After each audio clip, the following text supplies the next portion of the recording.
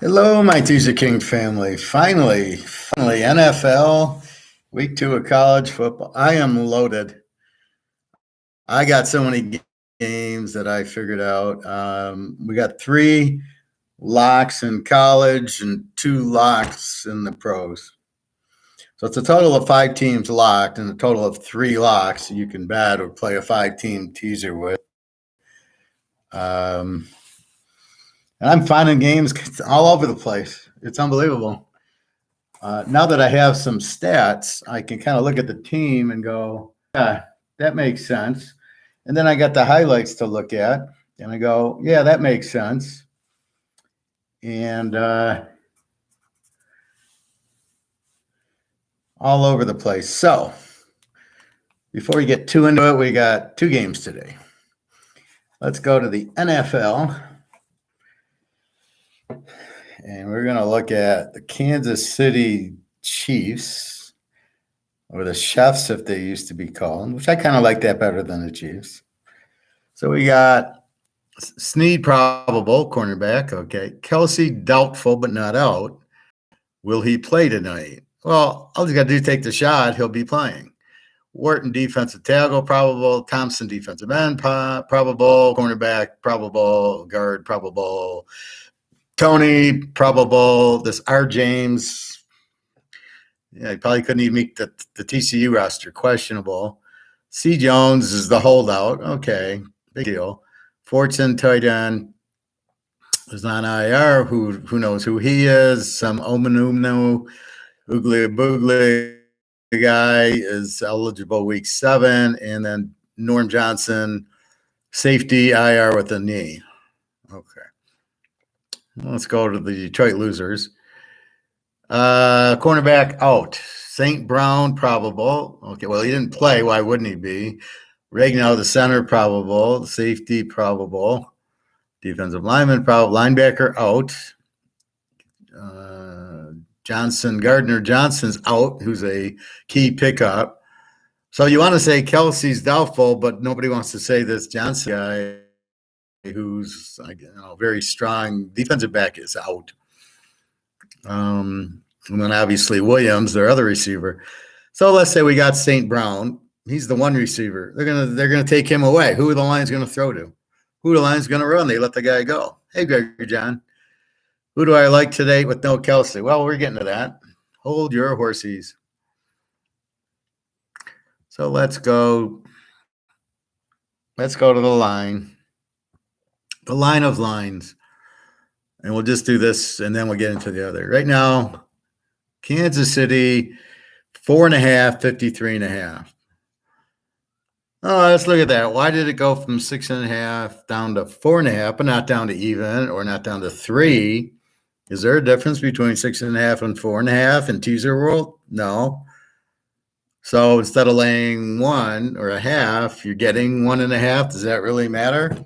Absolutely not. I mean, either they're going to win or they're going to lose. I don't think they win by 1. And if they do, if you bet KC, you won anyway. So the question is, what's the straw that stirs the drink? And that straw is Mahomes, not Kelsey. As I say, the star, it matters when Burrow's out. It matters when Mahomes is out, when Rodgers is out, when Brady was out, when Russell Wilson's out, when Manning's out. That's when it matters. That's the only time it matters. Now, I watched Brady. Let's go to this game. I think it was Brady. And his couple of receivers were out, probably for Tampa. Oh, my God, who's he going to throw to? Both receivers were out, or Gronk was gone, or whatever. You know what he did? He threw 25 balls to the backs and a second tight end. And they won the game just fine.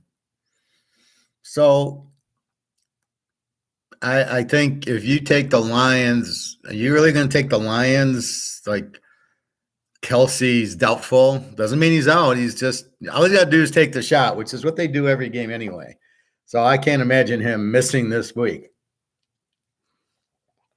This is the NFL. Okay, but let's say he does. All right. So Mahomes is going to throw to his backs. He's going to throw. Still got that one guy in the playoffs. He's got Tony.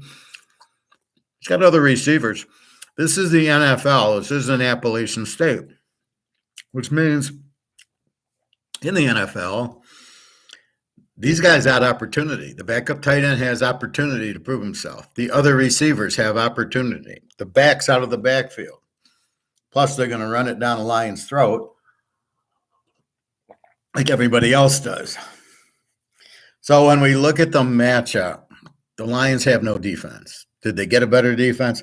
Well, they got the one guy, Gardner, but he's out. The other guys, you had Okuda, you let him go for another guy. They're all pros, so it didn't matter. It's the scheme, it's the defensive coordinator, it's the head coach that really fucks up everything, right?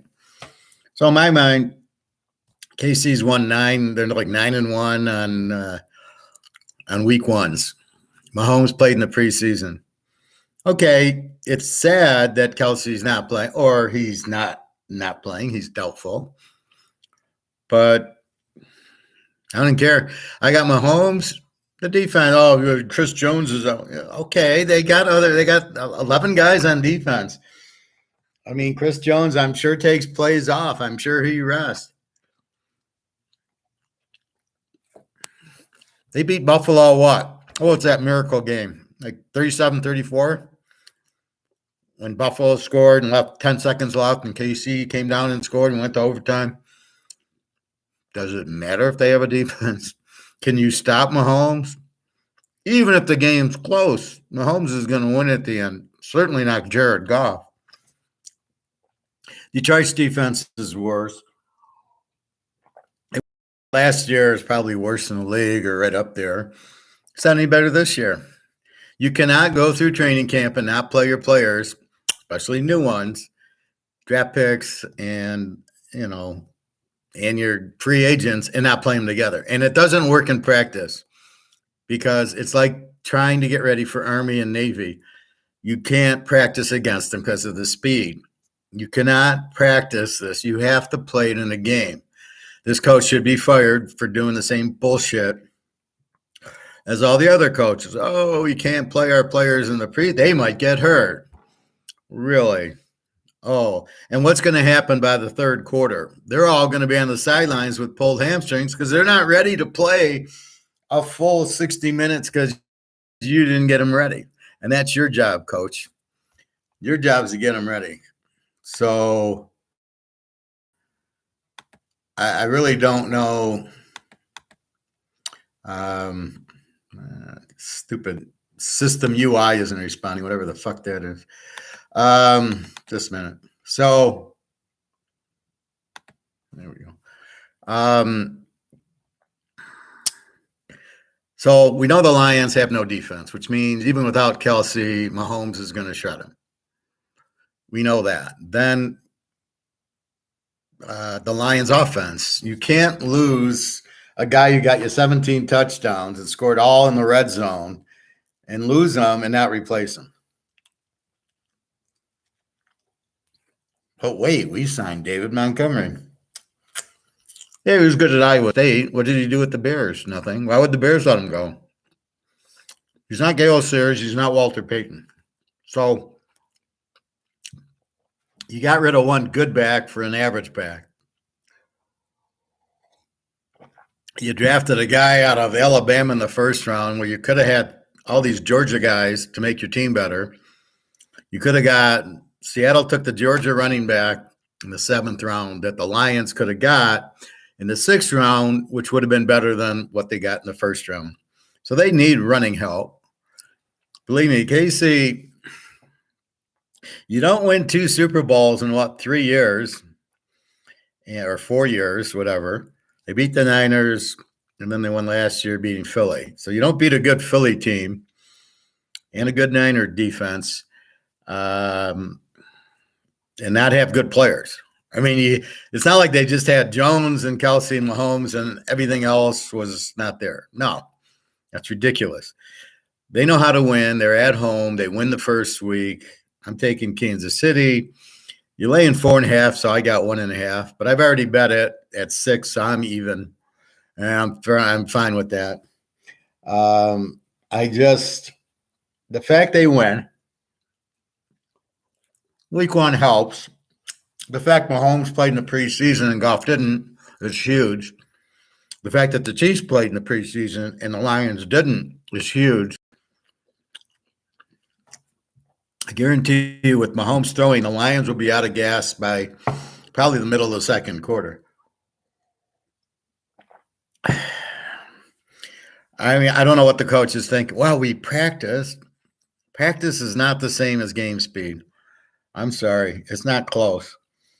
Now, I was going to go over, but the more I thought about it, I thought KC would win because I don't like the Lions' offense. I don't think it'll be repeating. And I really don't like the Lions' defense against Mahomes, right? Maybe against Fields or Cousins, it's okay, but not against Mahomes or Burrow. Or the Lions have to play the AFC West. That's 4 losses.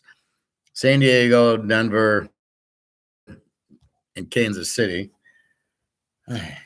That's right there. That's 3 losses, and then Oakland's probably 50-50 if they can beat them, even with Garoppolo, who will be injured by that time. And so that's tonight's game.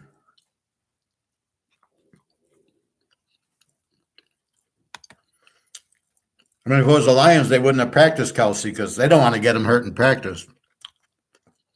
They'll just lose all the games, but the players won't get hurt. Okay, so I like KC tonight. They're the better team. They got the better quarterback. They got the better coach. They got the better defense, even without Smith. There is in one area the Lions are better. The St. Brown, they'll double team them. Who else do they got? They don't have another receiver. They don't have a tight end. They don't have running. What the fuck? And if you really looked at Detroit last year, when they played tough teams, they lost them all. Dallas, New England shut them out, and New England wasn't shutting anybody out. And Philadelphia beat them. I think the Giants beat them. The only good team they beat were the Jets, who didn't have a quarterback. But if you look at their wins, they beat the Bears twice with no defense.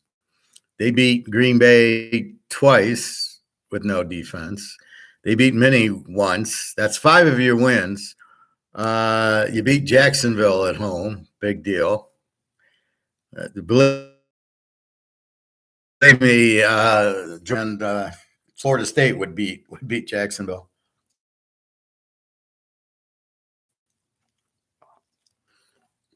That leaves you. They played one game against Carolina, must win,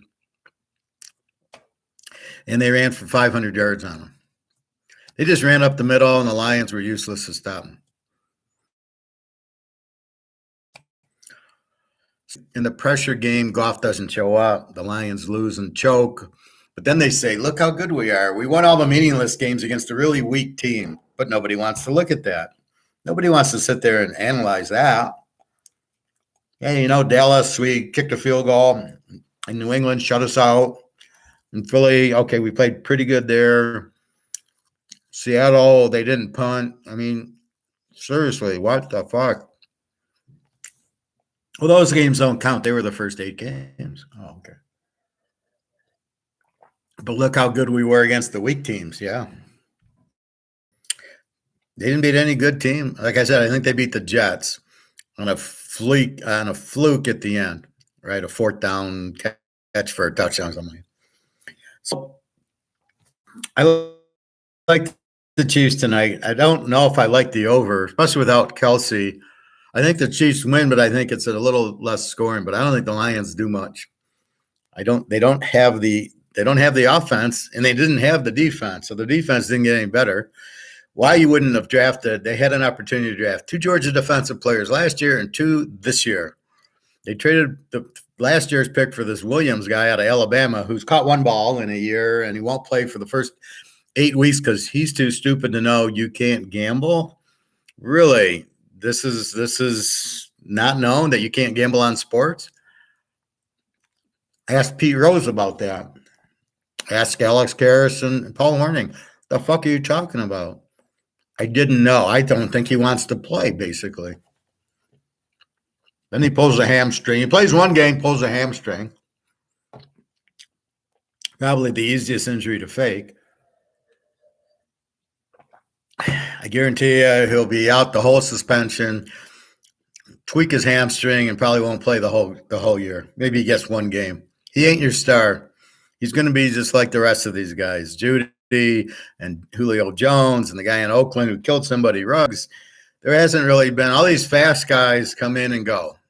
All right, let's see what Smith does at Philadelphia, the Heisman winner. What a joke that is.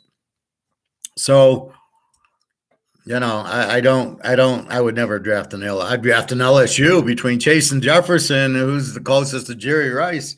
You can't name that about Alabama. Yeah, they're fast, but they always get hurt.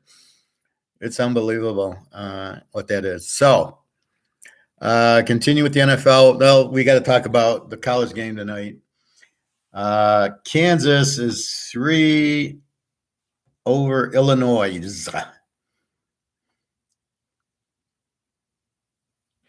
And 56.5. And that line hasn't moved. I had Illinois -3. Now, Kansas is an over team, we know. They score. They got a great coach. They develop and design nice plays. Good luck stopping them. Now, Illinois, I'm confused about. They were an under last year.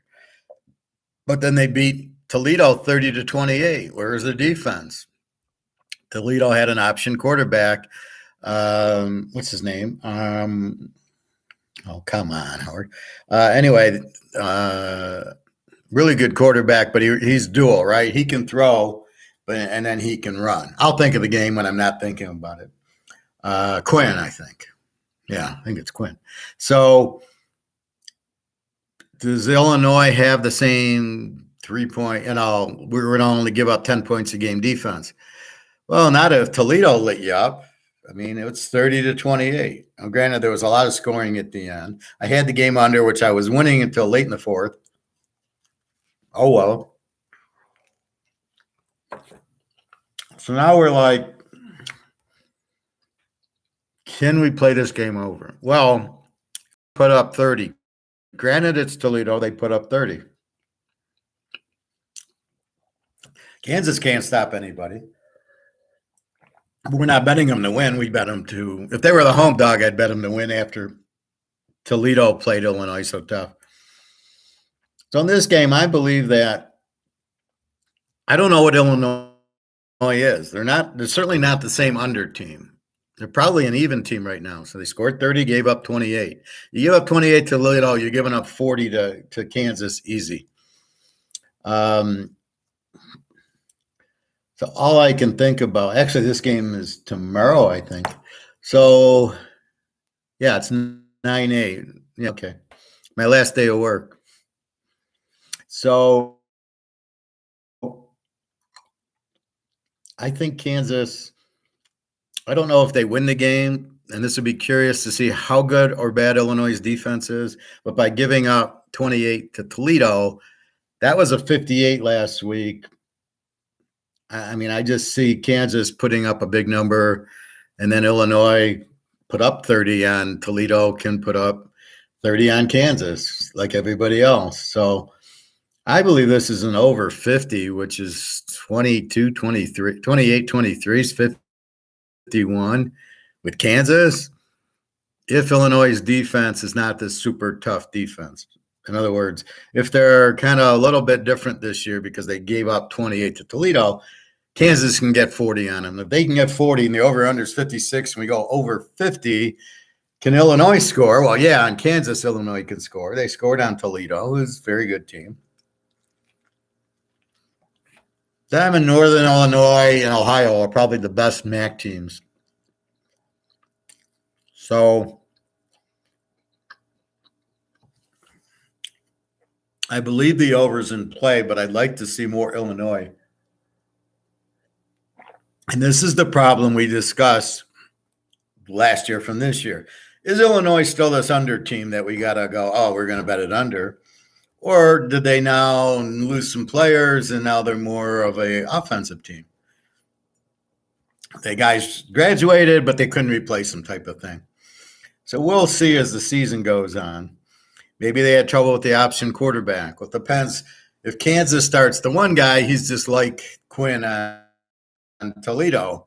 The other guy, Bean, I like even better. Bean's a great passer.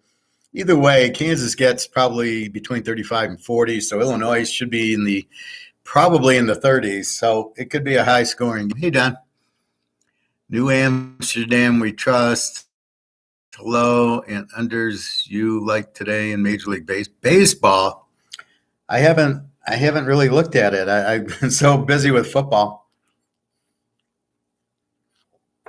I can look at it in a little bit. Right now, it's football. So I have 3 locks going. And I found so many games now, how did I find these games? What's my method of madness? So I go into the scores. So now I got each team kind of categorized, but I got to be careful. Mississippi beat Marist 73-7. I watched the highlights. They had 21-0, and there was 2 fumbles. And he's throwing the pass. These guys are wide open. So are they really that good? No, they're not. I mean, that's the problem. And this week, Ole Miss plays my where is it? Ole Miss. Come on, where's Old Mississippi? They play my Tulane team, who's a top 10 team, who beat my South Alabama. So now, if Ole Miss beats Tulane 73-7, then they're going to win the national title. But they won't. The question is, do we go over? Are they going to be able to get these quick touchdowns from Mercer fumbling the ball? The first 3 plays were touchdowns for Ole Miss. It's not going to happen against Tulane. Good defense, good quarterback, Bryn. So I don't see that. But anyway, so that's what you have. Where do the first week stats help you, and where don't they? So then I break down a little bit further, and I look at the quarterbacks. And I'm looking for a quarterback, 3 touchdowns and no interceptions. I can't look at Caleb Williams. He's got like 6 touchdowns already or 7. I mean, he's, it's a whole different ball game with him. But that's what I'm looking for. Now, let's go down a few of these lines that I got last night, which I'm not going to change every half hour, but here's where they stand. So Wake Forest, 10.5, 51 over Vanderbilt. We don't know enough about Wake Forest. They had to replace Hartman. That's a wait and see. Notre Dame, 7.5. God knows what that is. 50-something over NC State. That seems like a low number. My number is Notre Dame minus 10. So you got to understand the power of Hartman. They're looking at Notre Dame like it's just a regular Notre Dame team. But you got to really understand how valuable Van Dyke, Hartman, Rising, Jefferson at Arkansas, these guy at Tulane are. Hey, Tuda.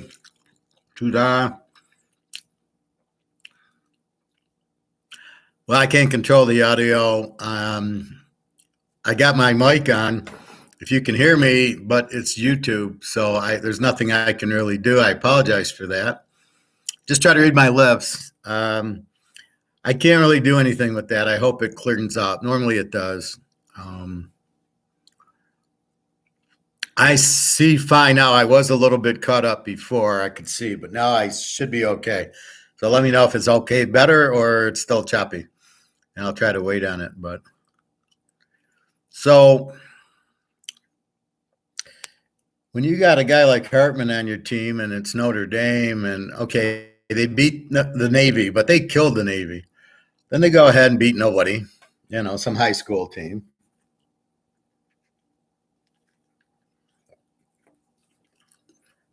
And you just got to look at them. Very strong defense.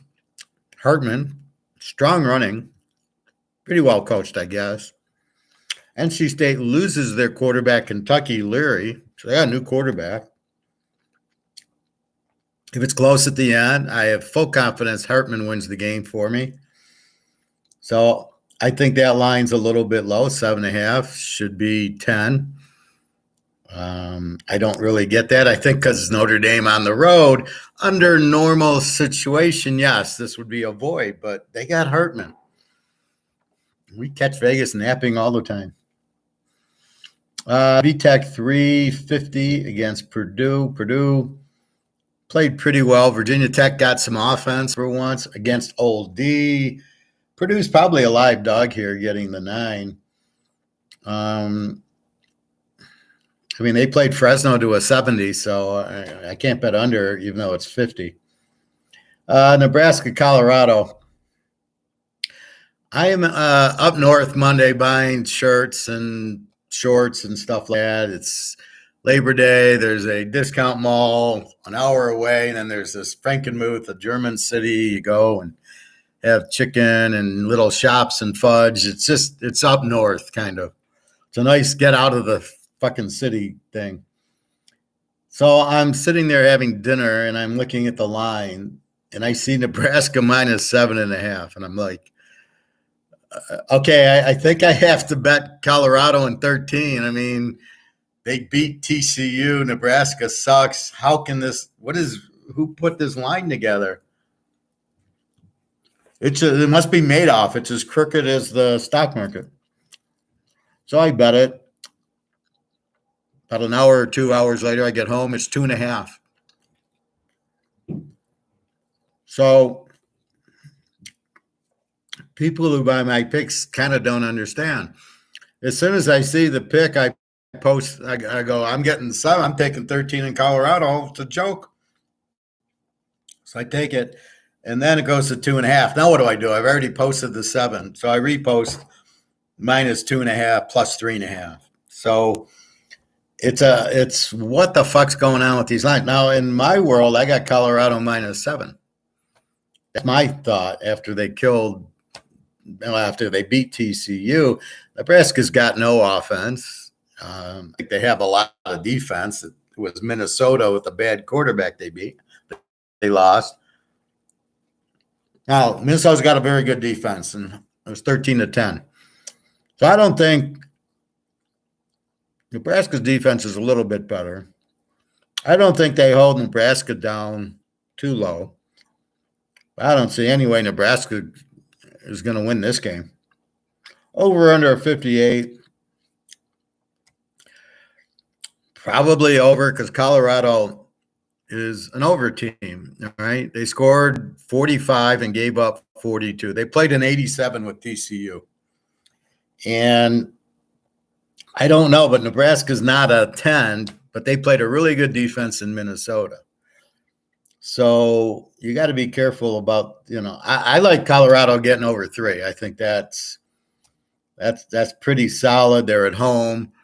Will they be flat? See, the problem is Florida State flat this week? Is Utah flat this week? And this is what happens when you get emotional and win a big game. Penn State, I think they had a whiteout. So when you have these big whiteouts and it's an emotional game, the next week's very hard to get up for. You just can't do it.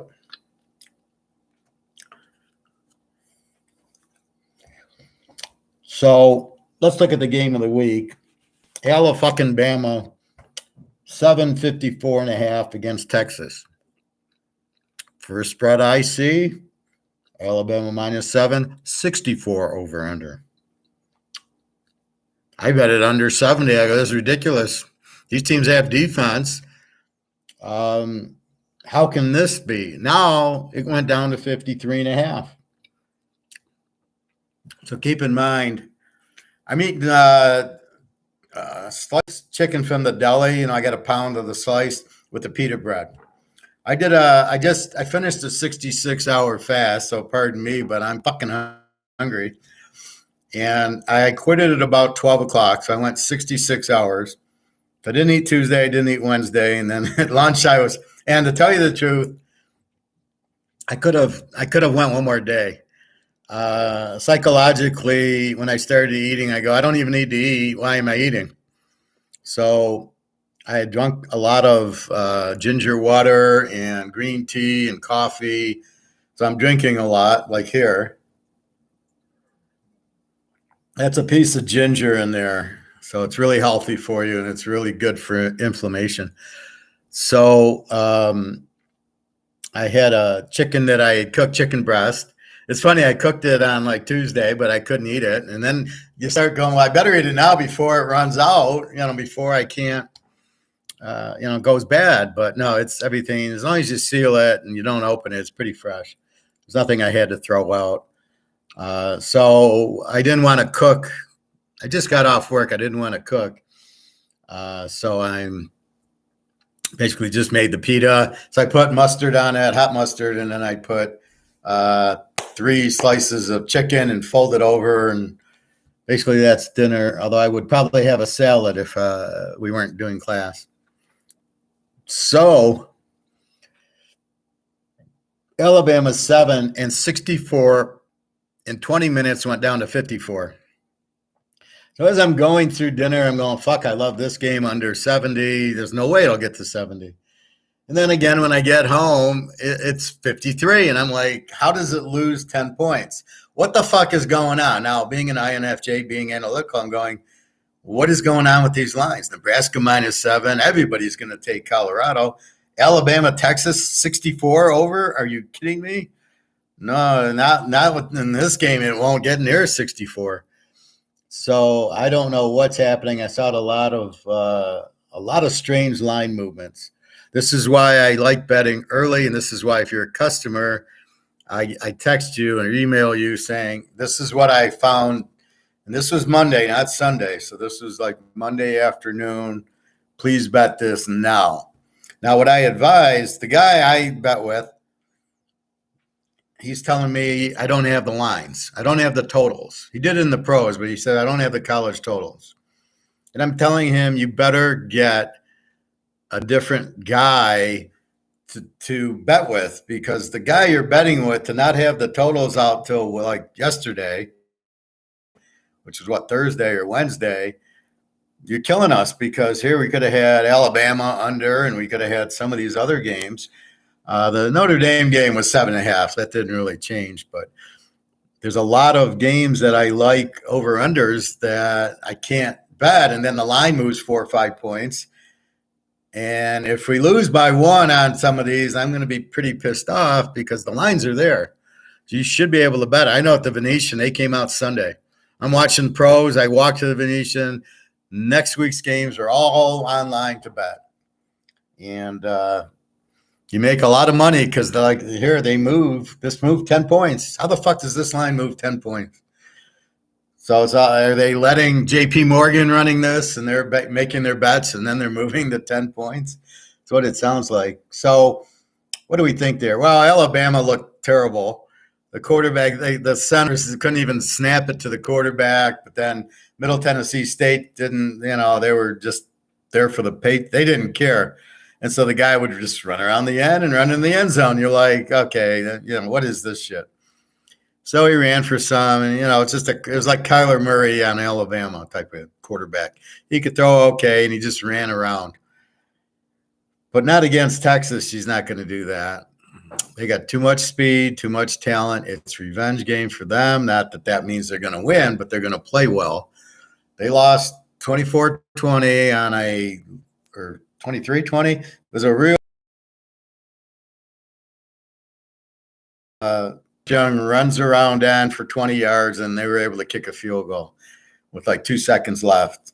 So heartbreak, but they did play Alabama. So they got the feel of the speed and everything. And that's different now that the quarterback's not that good, Milrose or whatever his name is.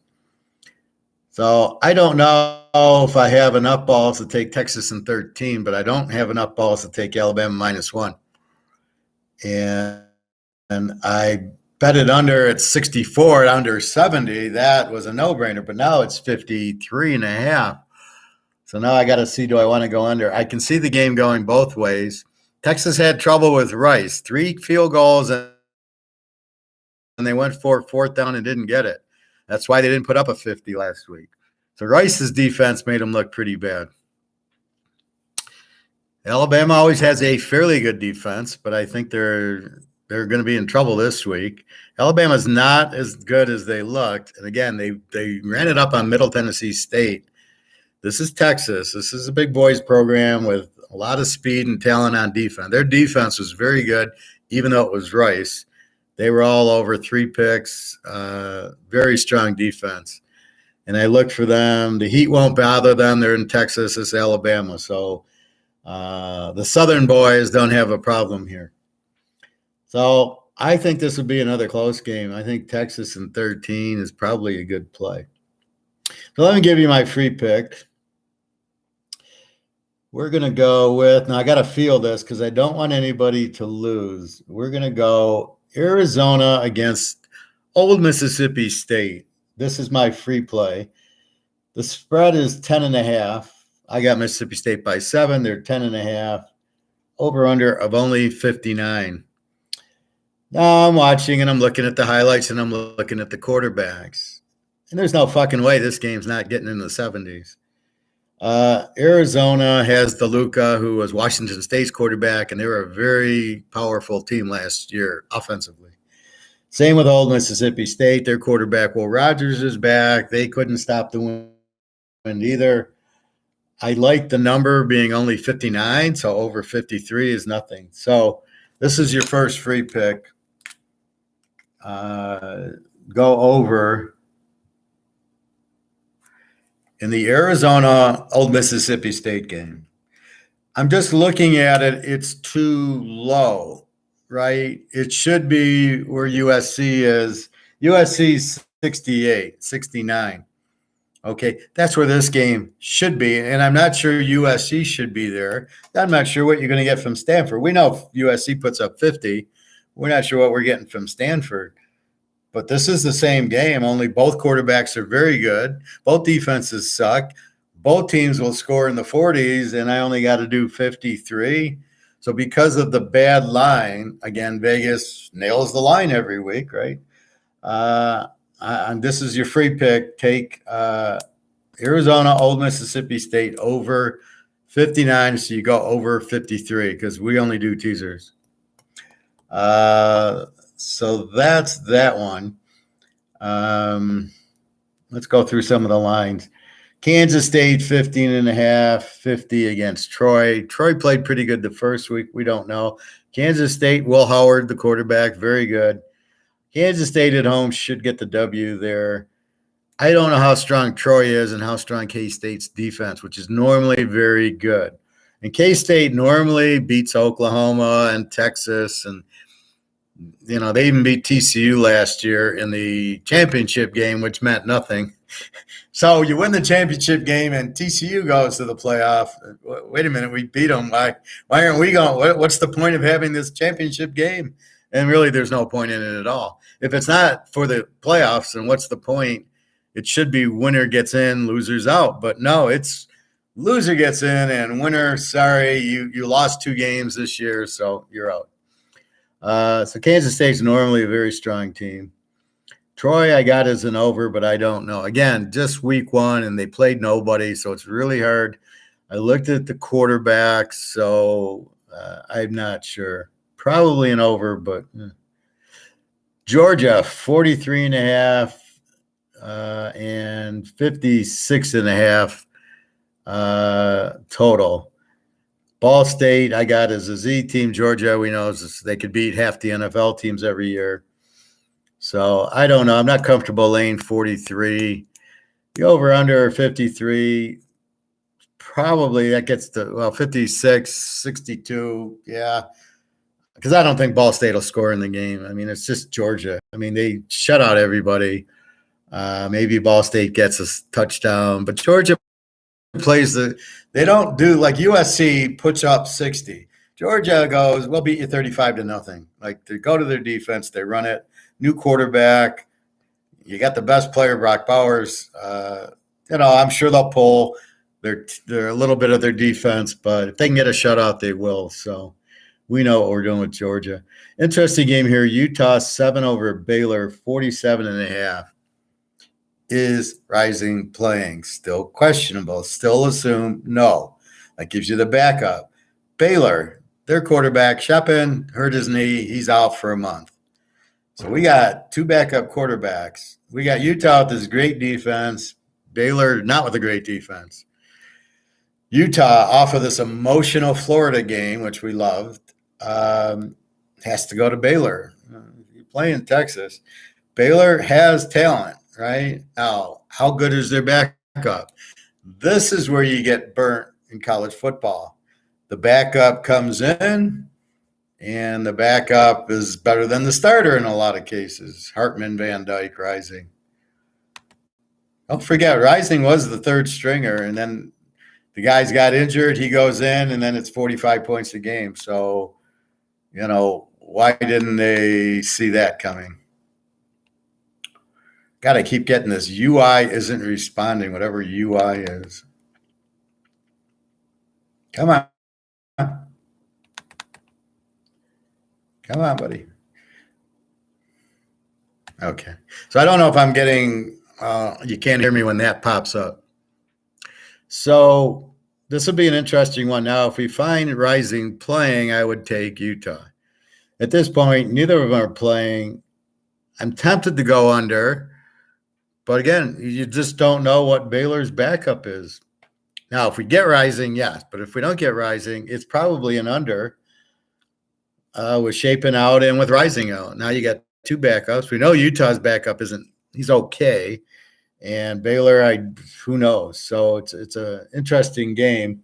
I don't know if Utah can win it if they're going to be emotionally up for it in Baylor. These teams don't like to be home dogs. So this is a very interesting game. I would not, unless Rising's playing, I would not just take Utah -1. If you really need to, maybe you bet it under because the quarterbacks are out. Utah's got the good defense. To bet under, you need good defenses. So you got to be careful there. Pittsburgh, Cincinnati, Pitt 7.5, 46. This over went from 50 to 46 in an hour. Cincinnati put up a big number against the high school team. So did Pitt. So I don't know. New coach for Cincinnati. Pitt should have a decent defense. I have no idea in this game. Syracuse 23.5, 55 against against Western. So I looked at Western and I go, what the fuck did they do? And they ran for like 300 yards against a high school team. And Syracuse lit up somebody, again, a high school team. So you get really very little on it.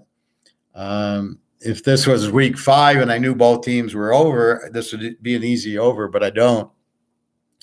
Syracuse laying 23. I know the quarterback's back from last year. Western, a decent MAC team, not great. See, again, this is like, what do we do with it? So this is watch. I think Syracuse wins, but are they this explosive? Texas A&M and Miami. A&M was 7s, now 4.5, 51.5. We got Van Dyke against some new quarterback at A&M. A&M beat somebody pretty good last week. They beat New Mexico, and they put up a big number on them. So A&M switched to Bobby Petrino. All of a sudden, boom, in one game, they're putting up 60 points a game. Really, Miami looked very strong in their win. Van Dyke throws for 1 touchdown. They ran a lot. They had 3 runners at 100 yards, and the defense looked good against a weaker team, Miami of Ohio. So they made Miami of Ohio look pretty bad. This game, is it even? Well, being in Miami, I think it is. Do we go over with it? I don't know. They both scored a lot of points. They both look good. These type of games, they're going to put pressure on Van Dyke, and Van Dyke's going to put pressure on A&M, their defense. good defensive teams, so it's hard to really go. I got them both ranked as A's right now. So they are capable of scoring against high school teams. Let's see what they are capable of doing against good teams. The game being in Miami leads me to like Van Dyke getting 10.5. I think even if A&M's up, Van Dyke can come back with it. See, that's one of the keys. If you're in trouble, you got Van Dyke to bail you out. That's a good thing. That's what you're looking for. So I think Miami keeps the game close, although I hate doing that. Then if they can't win, I don't want to bet them, but I think they can win. Over under 51.5. My first thought was over. I don't know. It's a tough one because, I saw Miami's defense look pretty fucking good, and A&M I know has a good defense. So they're both A teams, which takes you to LSU, Florida State, which I thought would be an under, or take the dog. So if I look at them as pretty even, I think I like Miami in 10.5 here. That if they do get down Van Dyke, but I think Van Dyke's going to come out and they're just going to send them back to Texas. I think Miami wins this game. UNLV and Michigan 36.5, 57.5. It was like 59. Again, this would be another Michigan 35-0 type of game. Vegas scored a lot, but against some high school team. And this is the problem with week one. All these teams playing these high school teams, and they put up 60 points. What the fuck does that tell you? It doesn't tell you a whole lot. So I don't think UNLV gets a lot of points here. Michigan tends not to put up a lot of points. They tend to run the ball, get a little bit of a lead and then just, put you to sleep. They don't really try to score 50. They just keep running, and then they bring in the second team so everybody can play. So I don't know. Do I want to lay 36.5? You lay 30 with Michigan last week. They didn't cover against East Car. So I think it's probably the same type of lower scoring game, I think. Utah Northwestern might be the worst team. Utah, pretty bad. Now, New Mexico, Northwestern did nothing against Rutgers 24-7. But UTEP's not a powerhouse, and they're not a road favorite against the Big Ten team, even as bad as Northwestern. Over under 38.5. That's a bit low, fellas. It's really, I don't know. I think Northwestern wins this game because they're playing UTEP as a home dog. UTEP's not the type of team that's a road favorite in the Big Ten. So this could be Northwestern's chance for a win. And they know it too. They know they're dogs at home to UTEP. So if they got any coach or any spirit, they're going to play a good game. And they're at home. Ole Miss against Tulane. I love this game. So Ole Miss isn't over. They put up 105 points against Mercer. They had 21 in the first 5 minutes on turnovers, and he would throw a pass, and the guy was like a man playing against boys, and he'd just break the tackle. 20-yard pass, catches it, breaks the tackle, touchdown. Fumble the kickoff return. 5-yard pass, touchdown. It was like, what the fuck am I watching here? I got nothing out of it. Yeah, Mississippi Dart from USC, the quarterback looked okay, but you're playing nobody. So in this case, I'm not scared of UMass putting up 73 points on Tulane. No, sorry. Tulane's a home dog, great coach, great quarterback, Pratt, strong defense. I like Tulane getting 13 here. This is definitely this is a money line play for you money line players. I am not one because the odds suck. But I think Tulane wins the game. They could win the game straight up. I wouldn't be surprised at home as a dog. And how good's old Mississippi, for Christ's sake? Here's a clash of the Titans, Miami of Ohio against UMass. Miami of Ohio is actually a 7-point favorite, over under a 44. I don't know. Miami of Ohio played Miami of Florida, so you don't really learn. You just they got killed, so you learn they're not there. UMass, we know, sucks. Got a few turnovers against New Mexico State. Not sure.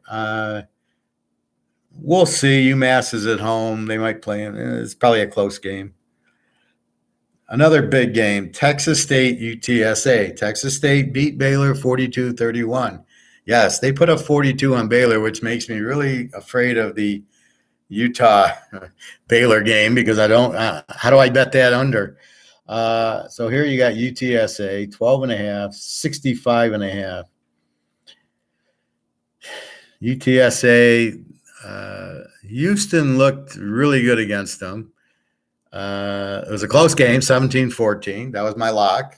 I had 7.5. Frank Harris threw 3 picks. Now they're at home, and he's mad. He's a really stud, Frank Harris. So he's the UTSA quarterback, and they could run the ball pretty good.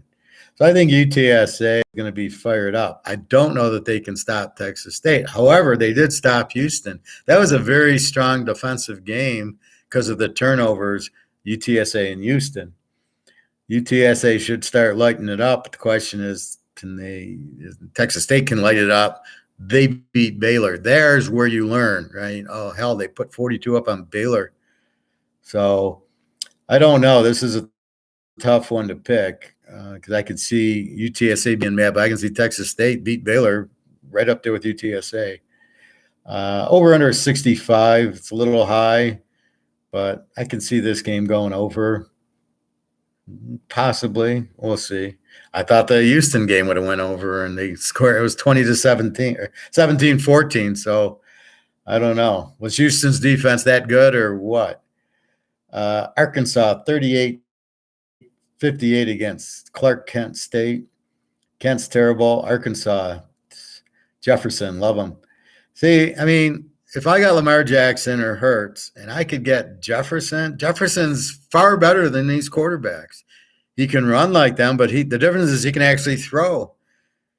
Oh, my God. I mean, if Philly has a chance to get Jefferson and dump Hurts, or Baltimore has a chance, I don't know why they're so in love with Lamar. Jefferson's 5 times better than this guy. What the fuck? So is Frank Harris.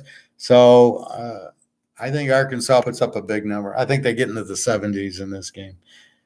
Over under a 58 seems really low. This is one of the few over-unders that didn't change. So as I said, the Alabama game went from 64 to 54 in 2 hours. This game went from 58 to 58. Definitely should be a high-scoring game. Maybe it's better to go over 52 than take ARC minus 32.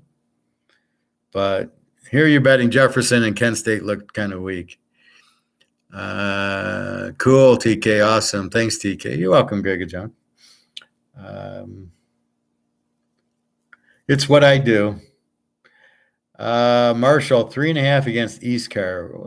What do we know here, Marshall? I don't know. East Car got killed by Michigan, so it doesn't. They got a new quarterback. That's about it. Marshall was a good team. They won at Notre Dame last year. Probably should get the win here. But, again, it's hard to win on the road. And we don't know how bad East Car. Right now, superficially, it looks like Marshall, but I don't know. Probably a game to watch. Washington, Tulsa. Washington laying 34, over under 64. Washington put up 100 points on Boise. I guarantee you is a much better defense, but Tulsa's got a pretty good offense. So will they be able to score on Washington? Washington, I think, gets 50. Over under is 64. Line is 34. So do I take Washington late 28? Do I go over 58? I don't see going under in a Washington game. Did they get better defensively? Well, they held Boise. Are they going to shut out Tulsa? I don't think so. Tulsa put up a lot of points. Good quarterback. So I don't see betting this game under, and then it's 34. You always run into, they're up 40, like Clemson fucked us that when they had Oogly Boogly and Lawrence. And Oogly Boogly would come in and throw 3 interceptions, and he wouldn't score. So that's the problem. But here, so Washington's up 45-0, and then they pull everybody. And then what do? They don't get over, and then Tulsa gets a late touchdown, and you don't win. So it becomes with these big spreads, what do you do with it? So we got to watch. I think Washington will put up a big number. But I think Tulsa can score on them a little bit anyway. 45-20 would not surprise me. That's a 65. That's an over. That's about right. Maybe 50. Washington's not going to get 60 points every game, but I don't think Tulsa is going to stop them. Washington at home, they usually play very well. I like the coach. Penix seems like he's better than he did at Indiana his second year, so we'll see. North Carolina, App State, 18.5, 58. App State put up 100 points on a high school team. North Carolina put up 40 points on South Carolina. Now that means something. So I think you got to go over in this game just because North Carolina, they're going to score a lot. App State going to score. It's a rivalry. They're both App State's in North Carolina, so you got two North Carolina teams, and they always play them tough. And I don't know if App State's got the defense. North Carolina definitely doesn't have the defense. I watched some of that South Carolina game, and the South Carolina receivers dropped the ball. Rattler's on a 4th and 2, and he throws it right in the guy's hands, and he drops it. Okay, it ain't Rattler's fault. That's why they lost by 20. But I definitely see App State scoring more than 17. Over under 58. See, that's a kind of a low over under. That's the 68s and the 70. Those are hard to play because if one team gets up 40-9-0, that's it. They're done. So you need a competitive game, which this should be. I don't think North Carolina's got the defense. So this should be an over. Oklahoma, SMU. Oklahoma, what is this? 14.5, 69. It was 70. This is exactly what I'm saying. Oklahoma ain't winning this game 83-0. However, can SMU win it? Wouldn't surprise me. They got a great quarterback, but they don't have a defense. And how good is Oklahoma's defense? We have no idea. Winning the game, 83-0 or 75-0 doesn't really help you because it was a Division II. No, it was Arkansas State. So it really doesn't help you that much. I think their defense should be better this year because the coach is the defensive coach from Clemson. And Clemson's looking pretty bad right now. So are they really that much stronger? So we don't know yet. So we can't just go, well, they're going to put up 50 and SMU is going to put up 50 and this will be a 100-point game. That's what should happen. That's what usually happens. I think SMU is well coached, good, best quarterback that Oklahoma will see this year, including the TCU, the Texas, the Oklahoma. Or no, that is Oklahoma. So, I mean, the other one might be Kansas or Kansas State quarterback that would be as good as this guy. I don't know, Lane 14.5. I'm in the same thing. Oklahoma should win. I think it should be high scoring because that's what Oklahoma does. They got Gabriel. They're going to be afraid. They're going to be afraid of SMU because they know SMU puts up a big number. So it's a little bit high in my comfort range to go over in the game. 69, you got to get 63, which means you need 40-30 is a 70. And are you going to get 40-30 in this game? You should, but I don't. 63, it's a lock over. 69, it's a little bit tough. 63 down to 57. So it's a little tough. It's probably high scoring. I don't see how it can't be, but we will see. Liberty 10.5 over New Mexico State 54.5. Do we have the balls to rebet New Mexico State? This is always the gambling problem. We lock New Mexico State, they lose to UMass. Then they kill somebody 56-0 Division II team off of the loss, so they're upset. Can we play them again? Well, Liberty does not look that good. They got the Boise quarterback who really sucks, Bachmeier. New Mexico State with Pavia should be better. They're a big dog. I kind of like New Mexico State getting 16.5 here. Do I like the over-under? I don't know that Liberty can score enough, so I don't think Liberty scores enough to get into the 50s, but I do think New Mexico State can score enough to keep the game close. So, again, I don't think Liberty's got the offense to get you to the 54. In that case, how are they going to blow them out? So if you're laying 10, I get 16.5. That means the score's got to be, they got to win by 30 for you, to cover the 16.5. And I just don't see that. Mexico State's still a very good offensive team. Their defense sucks. But again, it was a new quarterback that they hadn't seen. They weren't prepared. Now they're ready. They're pissed off, and they won big the second game against a high school team. So I think New Mexico State in 16.5 definitely is there. Let's Lou Lafayette and Old D. If you bet that game, you're out of your fucking mind. Lou Lafayette 5.5, 49. I love Lou Lafayette, but I don't know about this year. I won a lot of money on it, but that was a couple years ago. I was sitting in Vegas with Carmen at the sports book, and I said, pick a game. She said, I like Lafayette. They were playing Auburn, getting 20. They lost by 3 in the game. So she's pretty lucky, Carmen. So I bet Lafayette a lot that year. That's when they had Levi Lewis and the coach of Florida. Now I don't know who they have, but 49. I mean, I have no idea. Old D lost to V-Tech. Now they're at home against Lou Lafayette. Not enough information. North Texas 12-53 against Florida International. I have no idea. North Texas, pretty good offensive team. Florida International is supposed to be a Z team. Not enough information. Memphis 21.5, 58 against Arkansas State. Now Oklahoma is still scoring on them. Put up the 75 or 80, whatever. How does Arkansas State react? I mean, are they pissed that they lost, or are they I don't give a fuck? Memphis, supposedly a high-scoring team, but they don't have the same quarterbacks they've had, the same system. So if this was the normal Memphis team, yeah, they'd kill them, but I don't know. So again, this is incomplete. Alabama, Texas, we've talked about 7 and 54.5.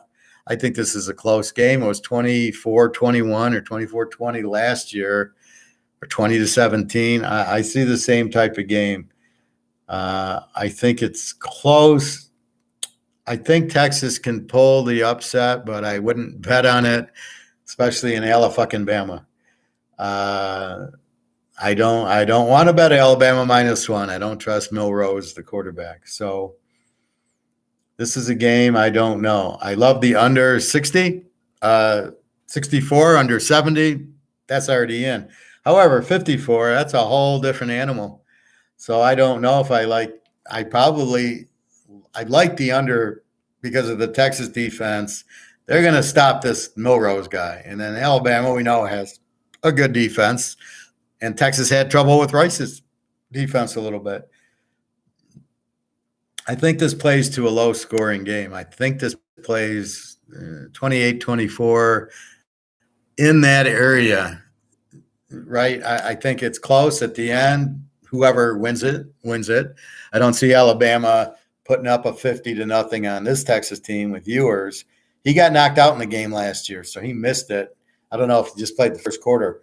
But now they got Arch Manning, who didn't even play in the game. They went to another guy, so he's not even the number 2 quarterback. Even though his name's Manning, believe it or not, he's not starting over Ewers.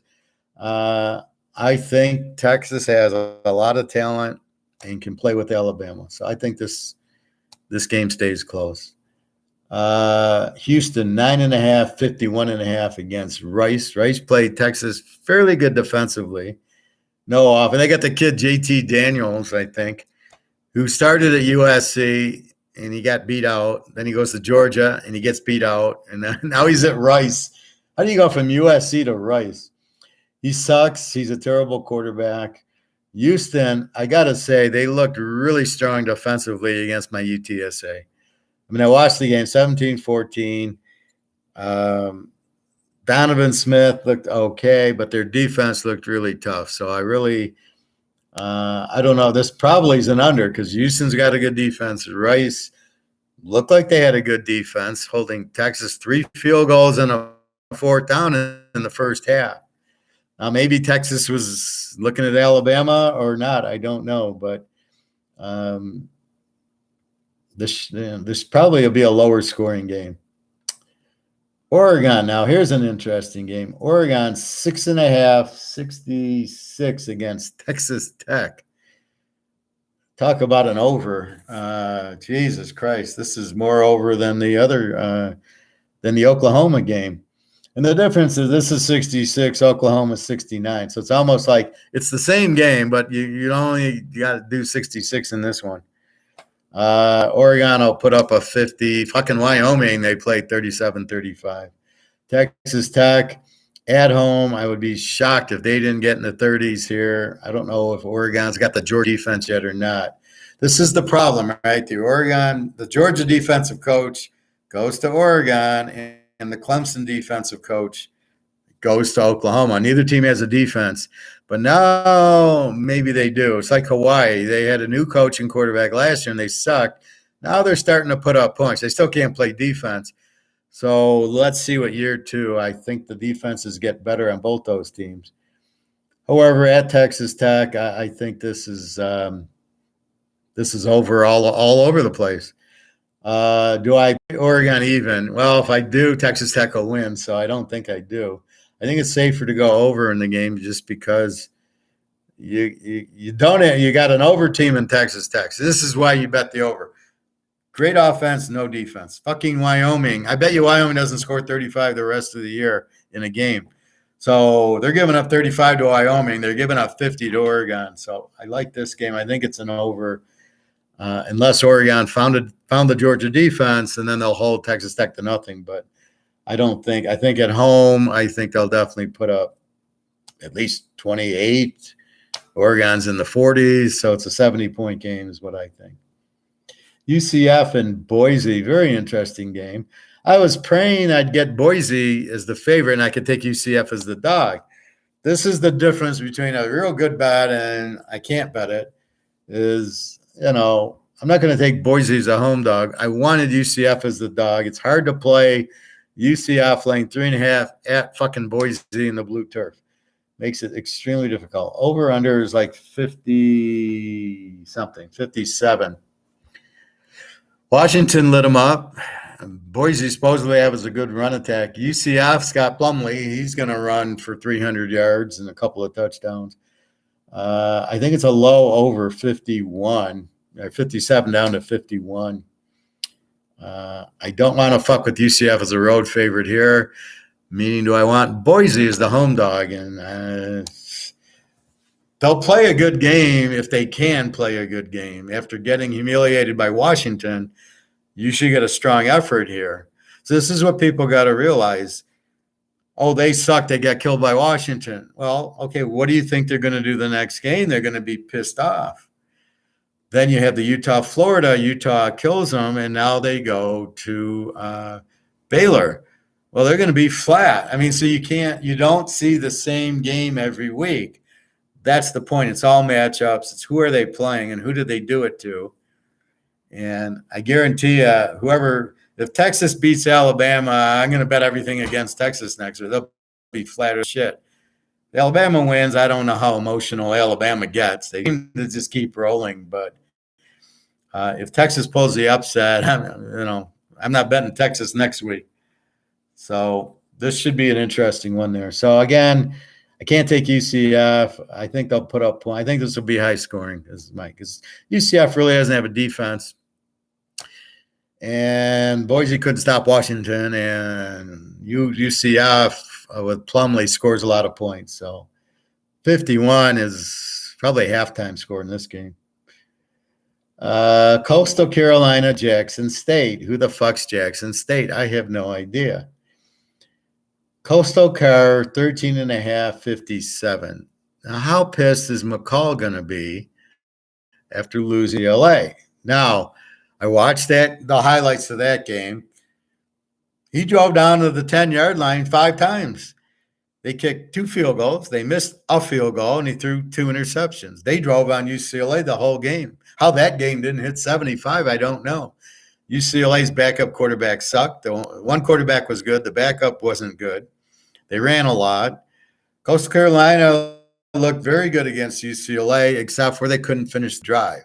That's what happens when you don't run, because McCall has nowhere to throw the ball, so they keep kicking field goals. Now they're at home against whoever the fuck Jackson State is, which, again, we don't know. If we don't know who they are, what do we do with it? My guess, if we know they're a good offensive team, I got to look at the quarterback, what his stats were. But again, if it's Division II, but just to get the idea, did he throw for 300 yards and 3 touchdowns and no picks, or who am I dealing with? Coastal Carolina will be pissed. McCall will be pissed after a loss. He's probably a top 5 quarterback in the NFL right now. So again, there's so many quarterbacks, unbelievable. How do you not come out with a superstar quarterback in this draft? Then you don't know what you're doing. If Baltimore still has Lamar and Philly still has Hurts, and the Lions still have Goff, they're out of their fucking minds. And Houston and Indy are fucked because C.J. Stroud and Richardson both suck, but they're stuck with them, right? Like Fields, they could have had a better quarterback this year, but they said, no, we got Fields. Well, what did Fields get you? The number 1 pick in the draft. What's he going to get you this year? The number 2 pick in the draft after Houston and Indy get done losing all their games, except for they got to play each other twice.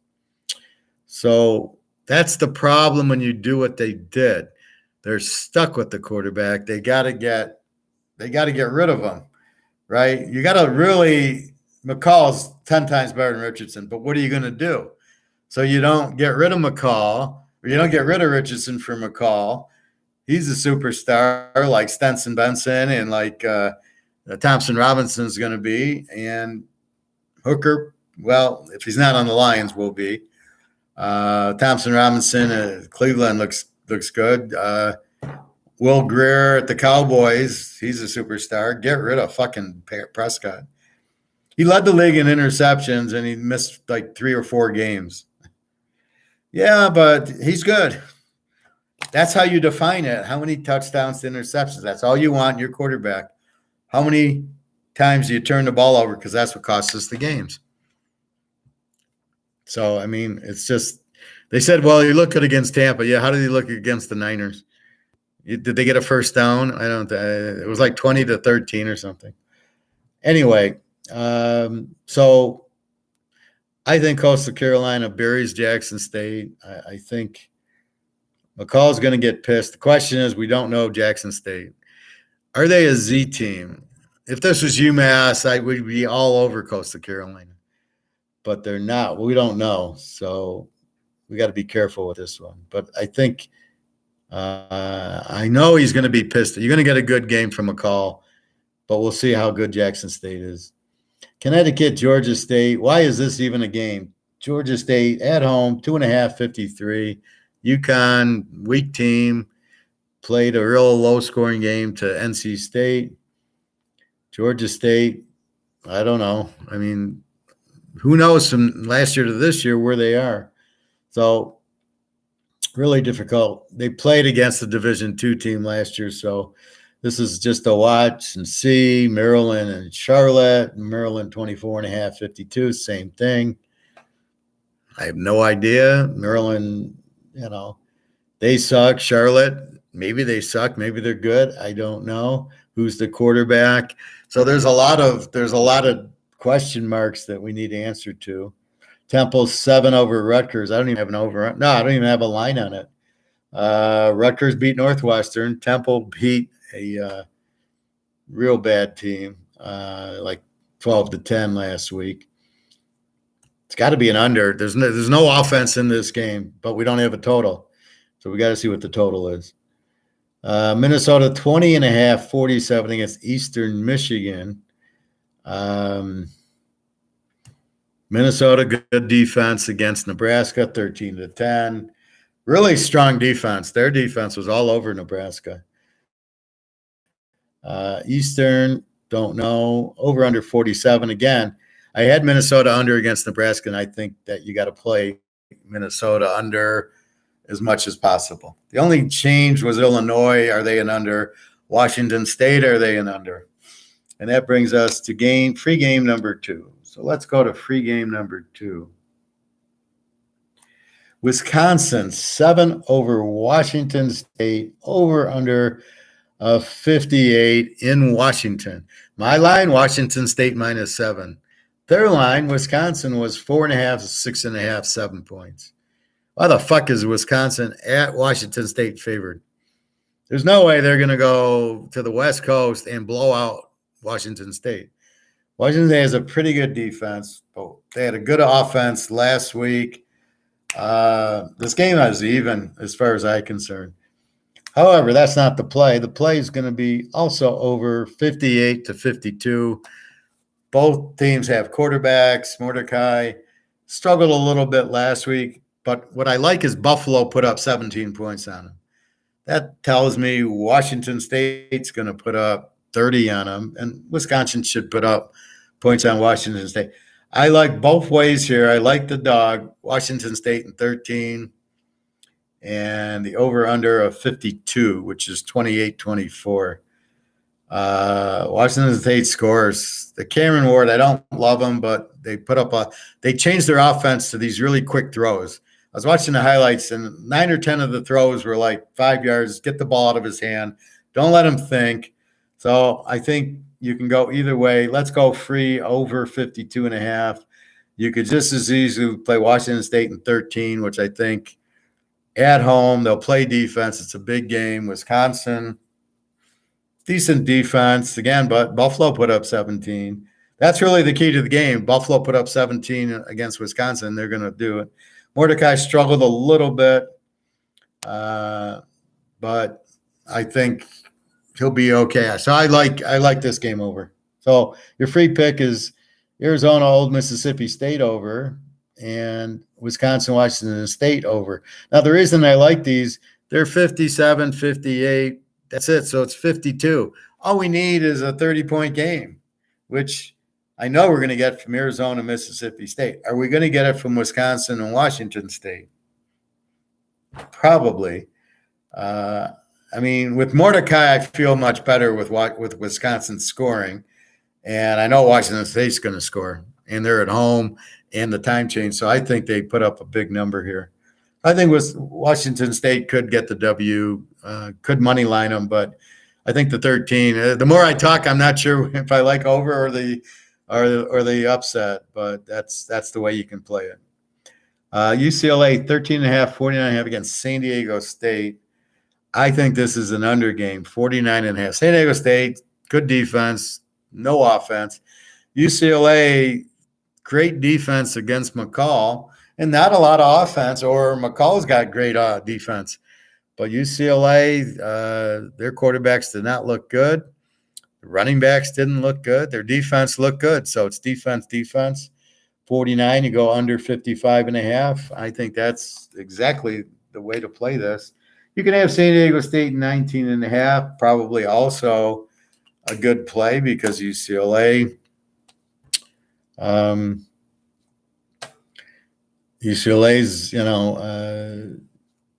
not going to blow them out, I don't think. The Air Force 14, 36.5 against Sam fucking Houston. Sam fucking Houston lost 14-0 to BYU. They threw 3 picks. Air Force put up 100 points. Their quarterback ran all over the place.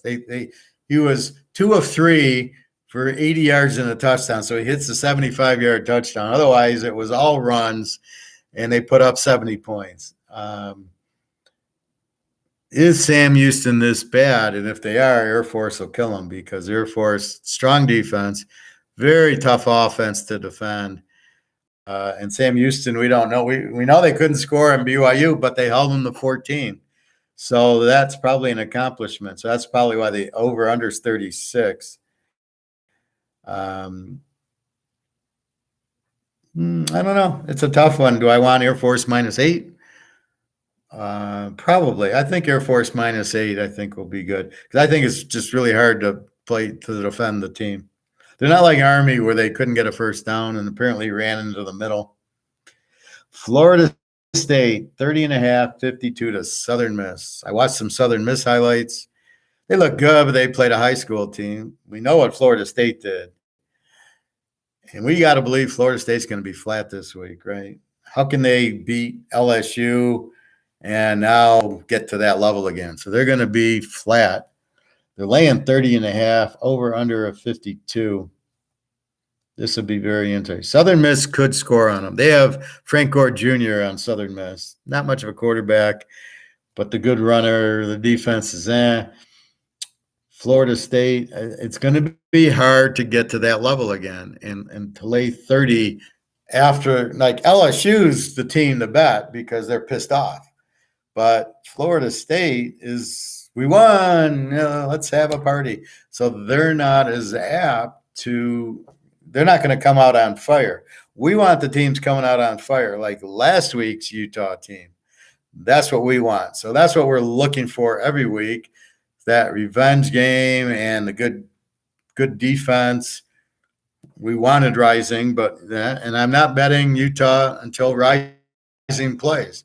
So if we miss this week and he plays and they kill, we'll know. If the spread's 6.5, the spread goes to 10, Rising's playing, then we can probably bet him. But right now, I'm assuming Rising's out. And we're just going to go from there. And I'm not even going to look at Utah. Like I said, maybe it's an under game because of both quarterbacks being out.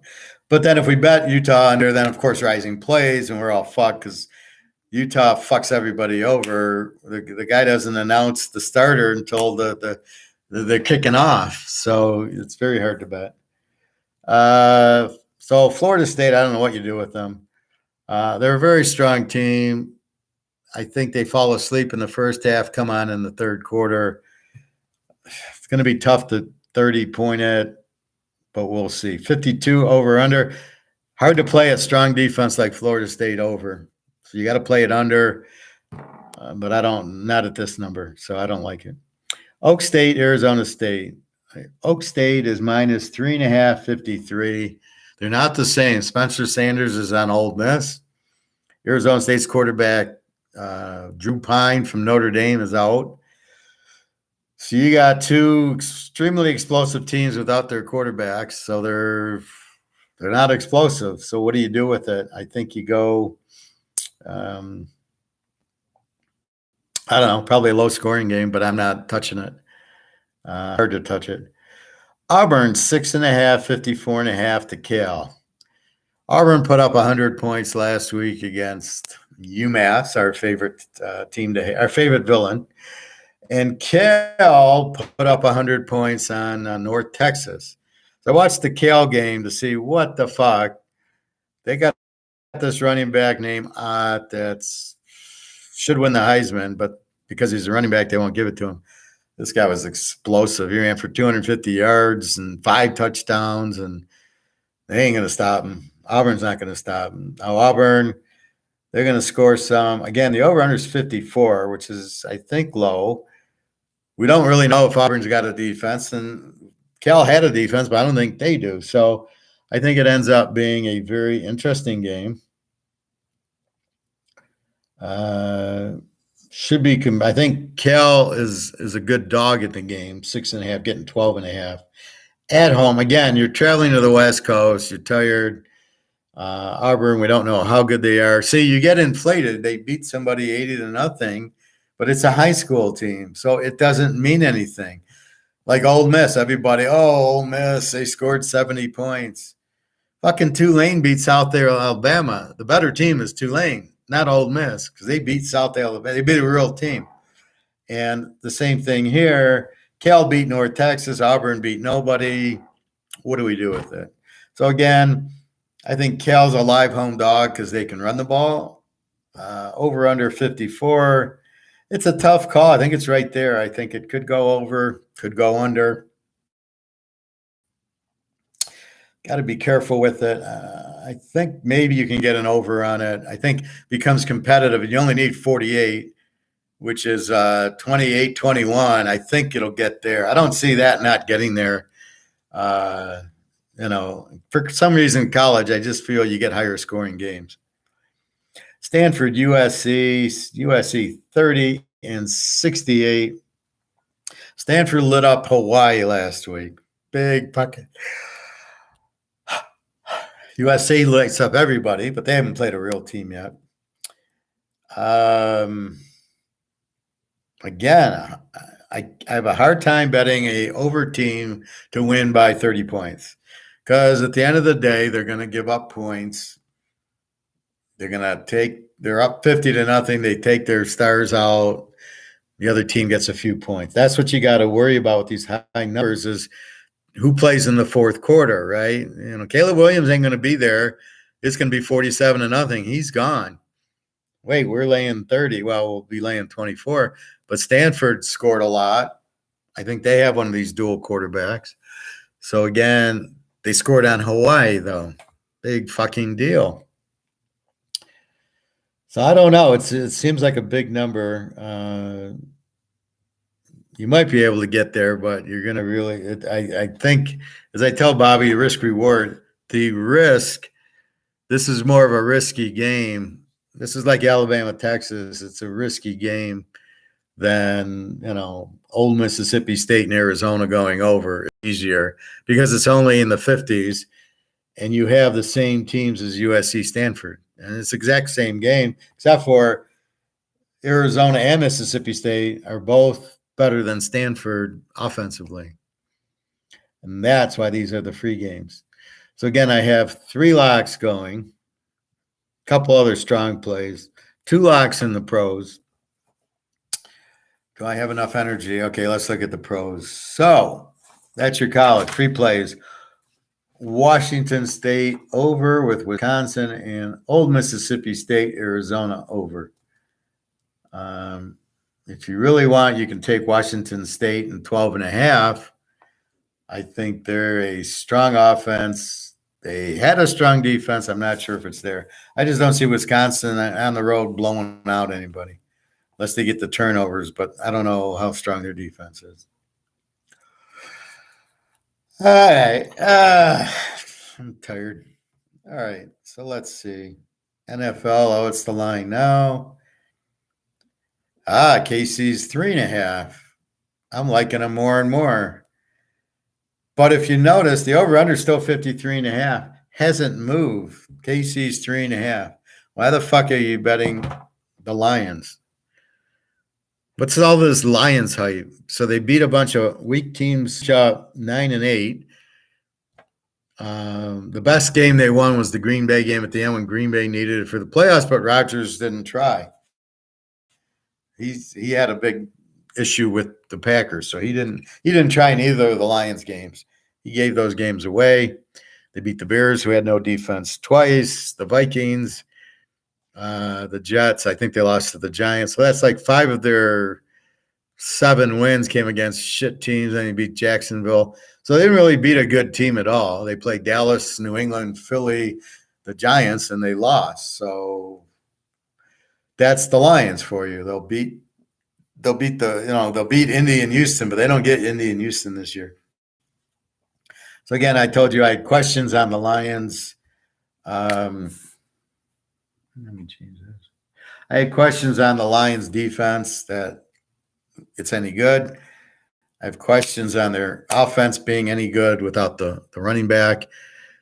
The Lions could get down there. Now they had another receiver, but now they got rid of him. And then the other guy, Williams, is not even there. So you got one receiver, St. Brown. Well, I'm sure KC can take care of that. They handled Chase pretty much. They'll put pressure on Goff. I think Mahomes throws to the running backs all day long. Little swing passes, boom, boom, boom. So what you do is if they play zone, you just send your receiver deep. Then you run the running back underneath. Nobody picks him up. Boom, boom, boom, boom, boom. Next thing you know, they're at the 10. And then they're going to hand it to Pacheco and Chocolate Eclair and get the touchdowns. But I don't think Detroit, I don't see how they can win this game with this defense. The only way you can win is with defense against Mahomes, and even Cincinnati couldn't beat him. It'll be an interesting game when they play the Jets, if they play the Jets. You watch the Jets week 1 against Buffalo. They're a home dog. Why? Because of Josh Allen, the biggest choke? Von Miller's out.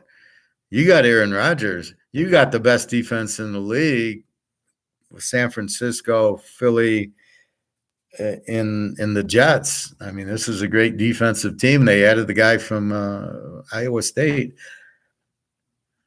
There's no way Buffalo wins this game by more than a touchdown, and I don't think they're going to win it. This is a game they choke. So that's my point. So I just don't see KC losing this game.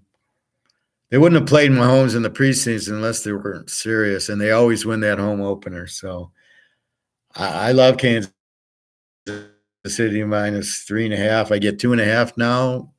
The odds on them losing are 0. The odds on them losing by more than 2 are negative, like negative interest rates. It's not going to happen. So you got to go with Mahomes. As long as Mahomes playing, like Brady played without Gronk, he was okay. Yeah, they won a Super Bowl without him. He'll have other receivers, and he'll hit the backs out of the backfield. I'm not worried about it. Your free pick in the NFL. Well, let's go. Atlanta 3.5, 39.5. You got to bet against Bryce Young. I think you got to go under in the game. Baltimore 10-44 against Houston. It's an obvious under. You've got Stroud 20-0 Baltimore.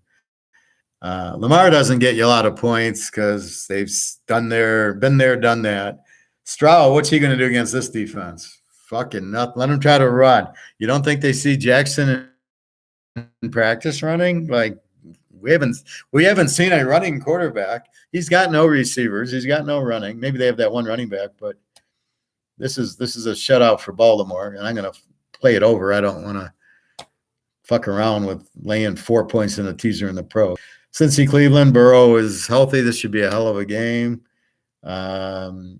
Jacksonville, Indy. I cannot bet Jacksonville as a road favorite. 4.5, 45.5. Probably another under because it's probably Indy again, not scoring with Richardson. I guarantee you they won't score, but I don't like it's Jacksonville, and they're not a great defensive team. So that's what's lacking in the NFL, the great defensive teams, Frisco and Philly and the Jets. And outside of that, maybe Cincinnati's coming on, but I mean, there's just no defense in the league. It's ridiculous. Tampa Bay, Minnesota, Mayfield, I don't know, against Kirk Cousins, the biggest choke of the world. So I think this game goes over. Because neither team has a defense. Mayfield can score a little. Cousins will get his little, but that's about it. I don't love the game. New Orleans, Tennessee. You got Tannehill against Carr. Kamaro's out, but they got the running back from the Lions, who I have no idea. I think his name's Williams. And you got Olave, which I like. Tennessee, they're in big trouble. So I probably think it's an under because Tennessee plays good defense and New Orleans does. Frisco, Pitt. Frisco 2.5, 41.5. Two good defenses. Shouldn't be a lot of points. Frisco 2.5. Pittsburgh's a very good home dog, so I don't know if I want to take Frisco in 3.5, especially week 1. Yeah, they're 7-0 as a home dog. I'll go through the teaser lines in a minute. Washington 7 38.5 to Arizona. You got either Tune or Joshua Dobbs for Arizona against Thurston Howell III for Washington. There won't be 10 points in this game. This is an under. That's your free under. Baltimore, Houston under with Arizona, Washington under. These are your free NFL games.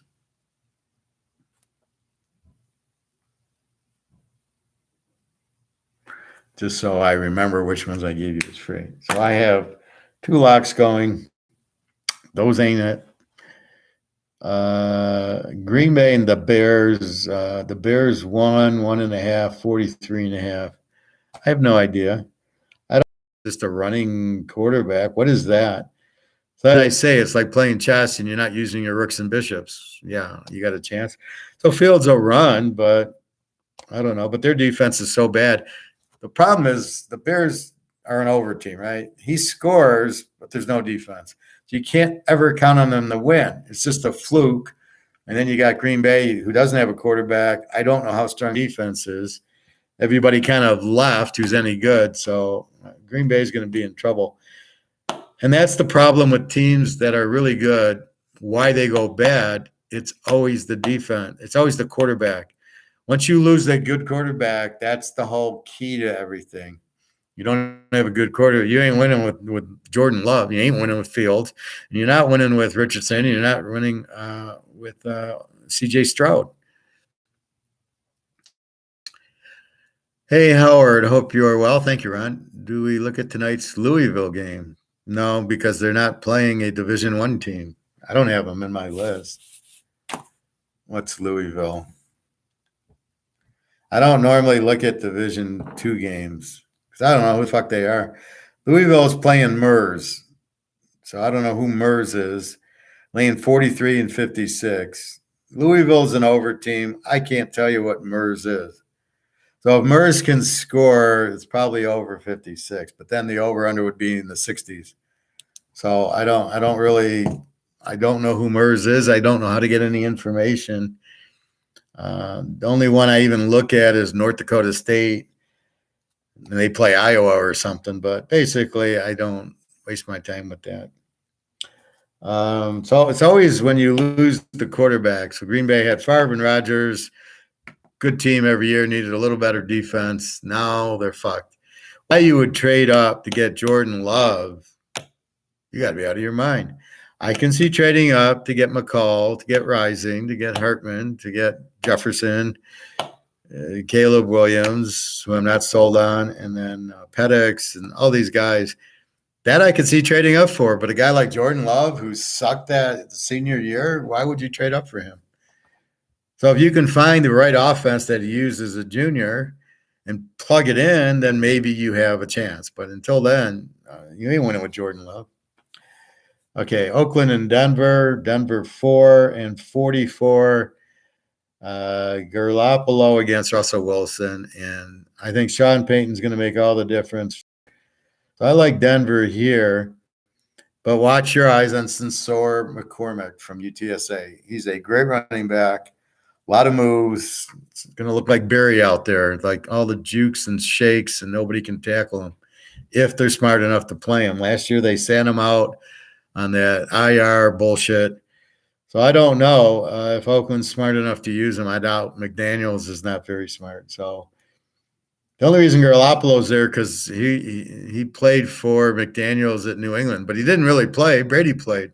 So, again, this is a situation McDaniels taking credit. Because Brady was the quarterback, he's taking, like Belichick's trying to take the credit. I'm a great coach. Yeah, you had Tom Brady. You know, my mother could coach that team.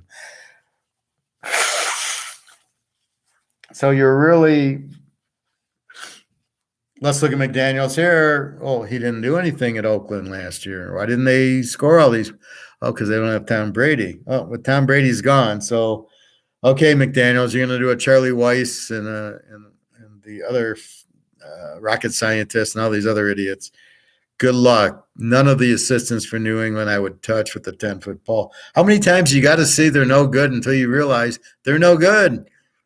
Name one assistant that did anything. You can't because none of them did.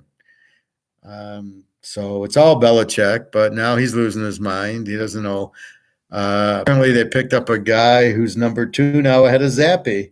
You got Mac Jones. So I love how the belief is, well, we'll bring back the offensive coach who had Mac Jones. You know, it's all Patricia's fault because he was the OC last year and doesn't know what he's doing. So we're going to go with it's the coach. It really wasn't Mac Jones. It was he gets shut out. So I like Denver with Russell Wilson and betting against McDaniels. Miami, San Diego, the highest score of the day. San Diego 3 and 50, I think. This should be high scoring. I mean, you got 2 over teams, 2 high scoring, Herbert and Tagliavua, and no defense to be played on the field. Miami can't stop the win, and neither can San Diego. So should be a high scoring one. Philly, New England, Philly 3.5, 45.5 with the Georgia defense, basically. They got 6 Georgia guys off that incredible defense.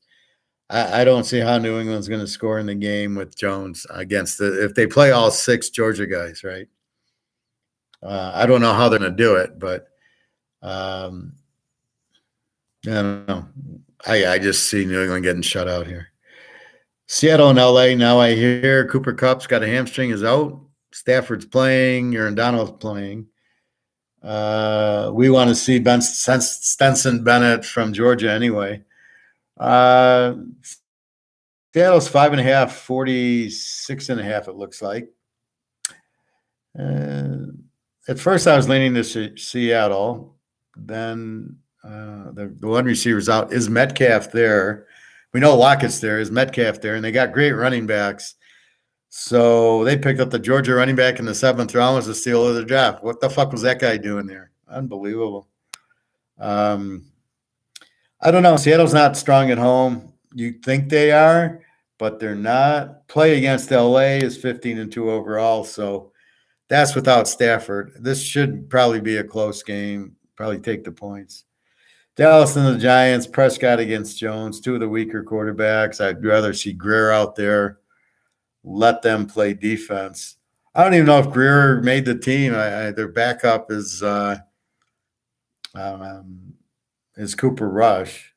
So what do you Greer lights it up and you get rid of him and you keep Prescott. Okay. And you wonder why you don't win. I don't know what to tell you on this game. 3.5, 46.5. It's hard to play against Micah Parsons and play an over. Giants have no quarterback. They just want to run the ball. So it turns into an Army-Navy game. Prescott will give you 3 interceptions. So you're not going to get a lot of points. I don't know. I have no idea on that game. I'm lost. And then Buffalo, 2.5, 46.5 to the Jets, Jets. This is for sure an under. And I like the points in this game. Without Von Miller, I mean, you got it. Why is Buffalo?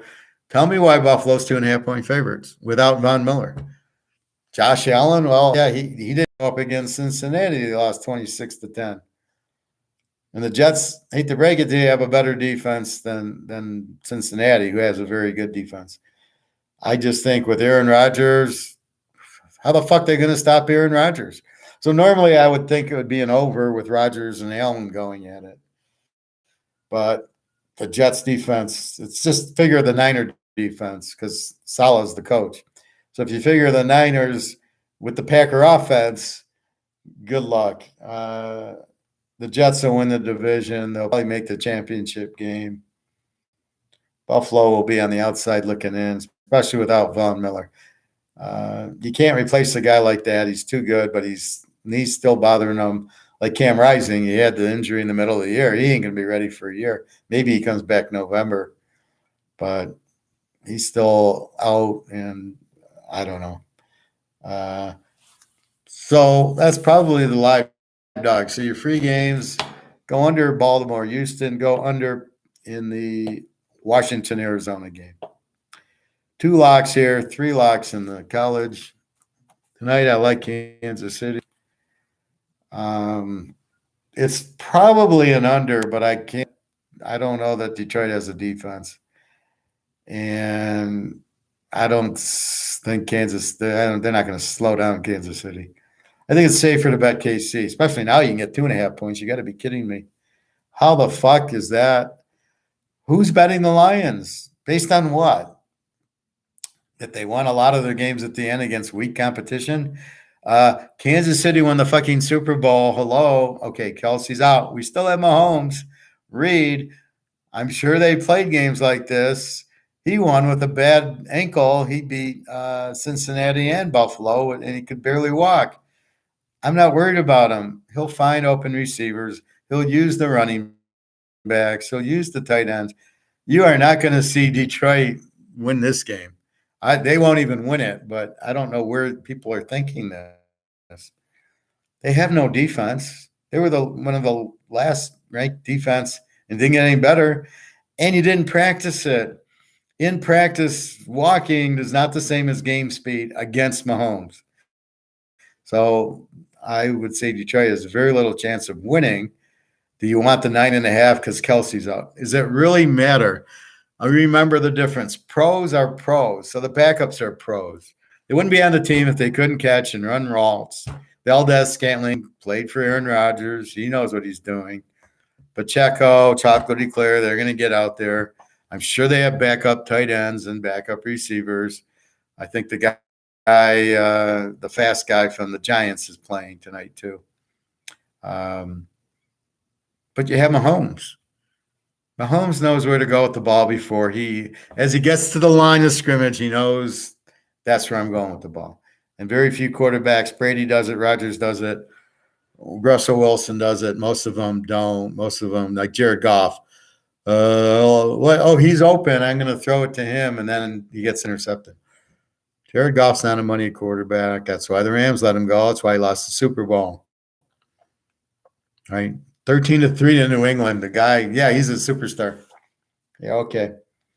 So I don't know why all the love for Detroit. I guess it's just propaganda on these HBO or Beat the Clock or whatever the fuck. I know I don't watch any of that shit. But anyway, that's how I look at it. KC wins the game. You get 2.5 in KC. I don't care if Kelsey's playing or not. I thought they were going to lose without Tyreek Hill. It didn't really bother them. They'll go to the next guy who can get open. That's what Mahomes does. That's why you bet Mahomes. The only way you bet against KC is when he's not playing, and even then, they still won. Remember when he hurt his knee on the quarterback sneak a few years ago, and he didn't even play, and they still won.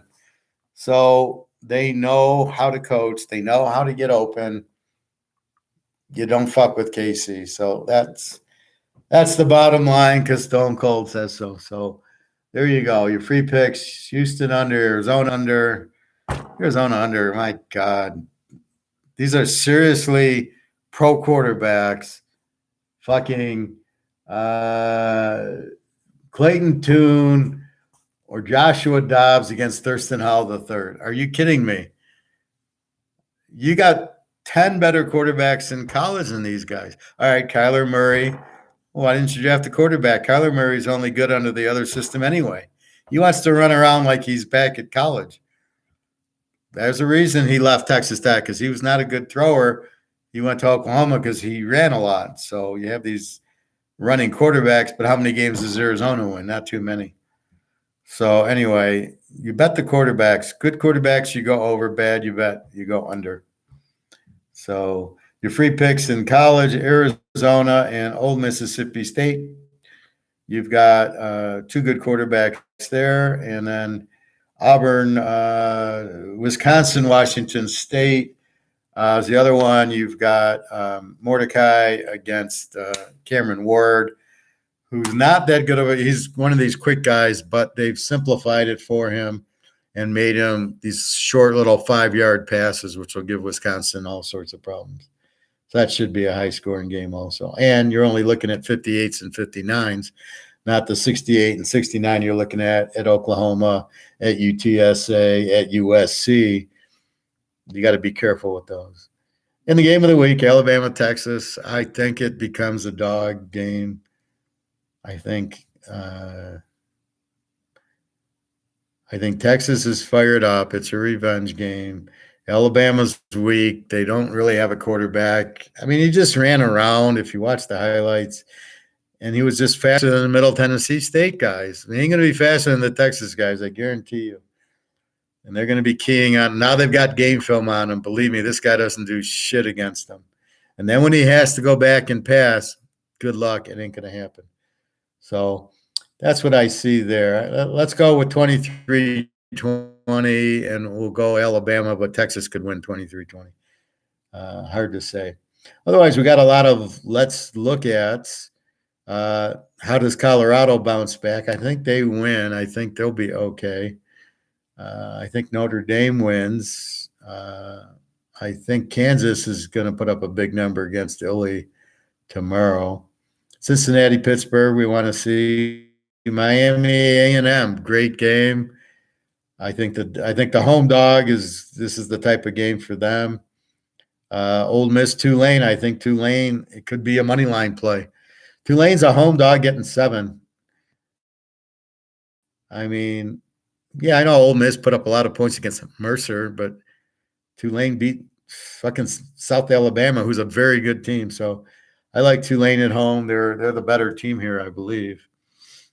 And then Coastal Carolina, looked for them to bounce back after losing to UCLA.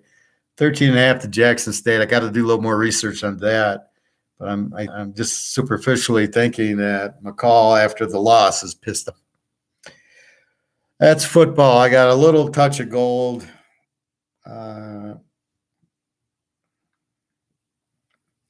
It's a very quick.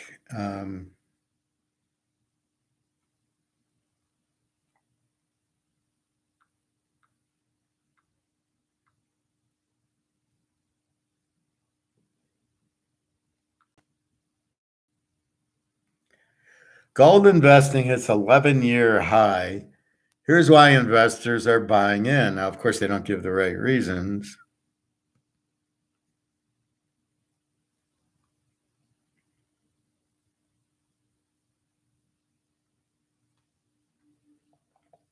Gold has historically been an attractive investment due to the unique benefits it offers investments. Not only is the supply of gold limited, but it's used in. See, I don't care if it's used. We're buying it for money, so they missed that point. When you add in the fact it's generally a low risk asset, okay, it is not a risk. There is no risk for investors. It's not for investors. So these idiots don't know.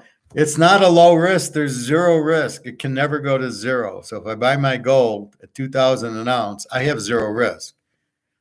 I'm not risk, and I'm not selling it at 1,900 or 2,100. When it hits the second, add the zero to the 2,000 and it's 20, I'll think about it.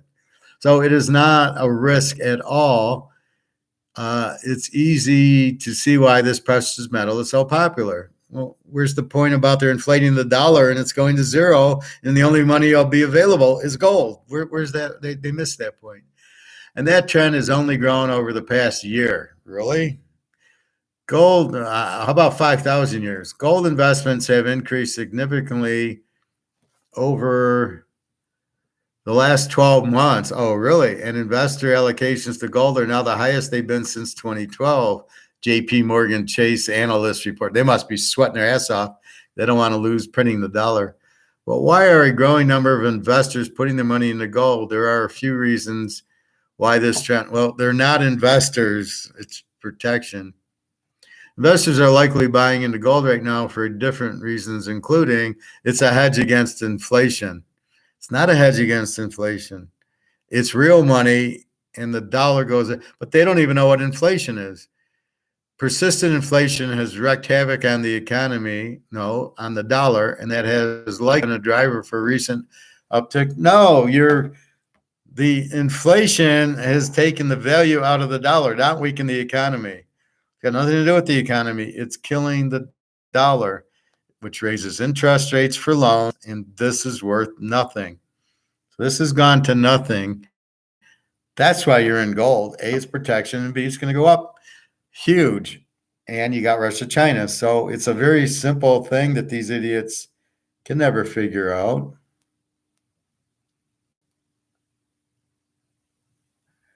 Let's see. So we're not buying gold as an investment. We're not buying gold because of inflation. We're buying gold for the same reason we buy Mantle cards and Brady cards and diamonds and Picassos and Rolexes.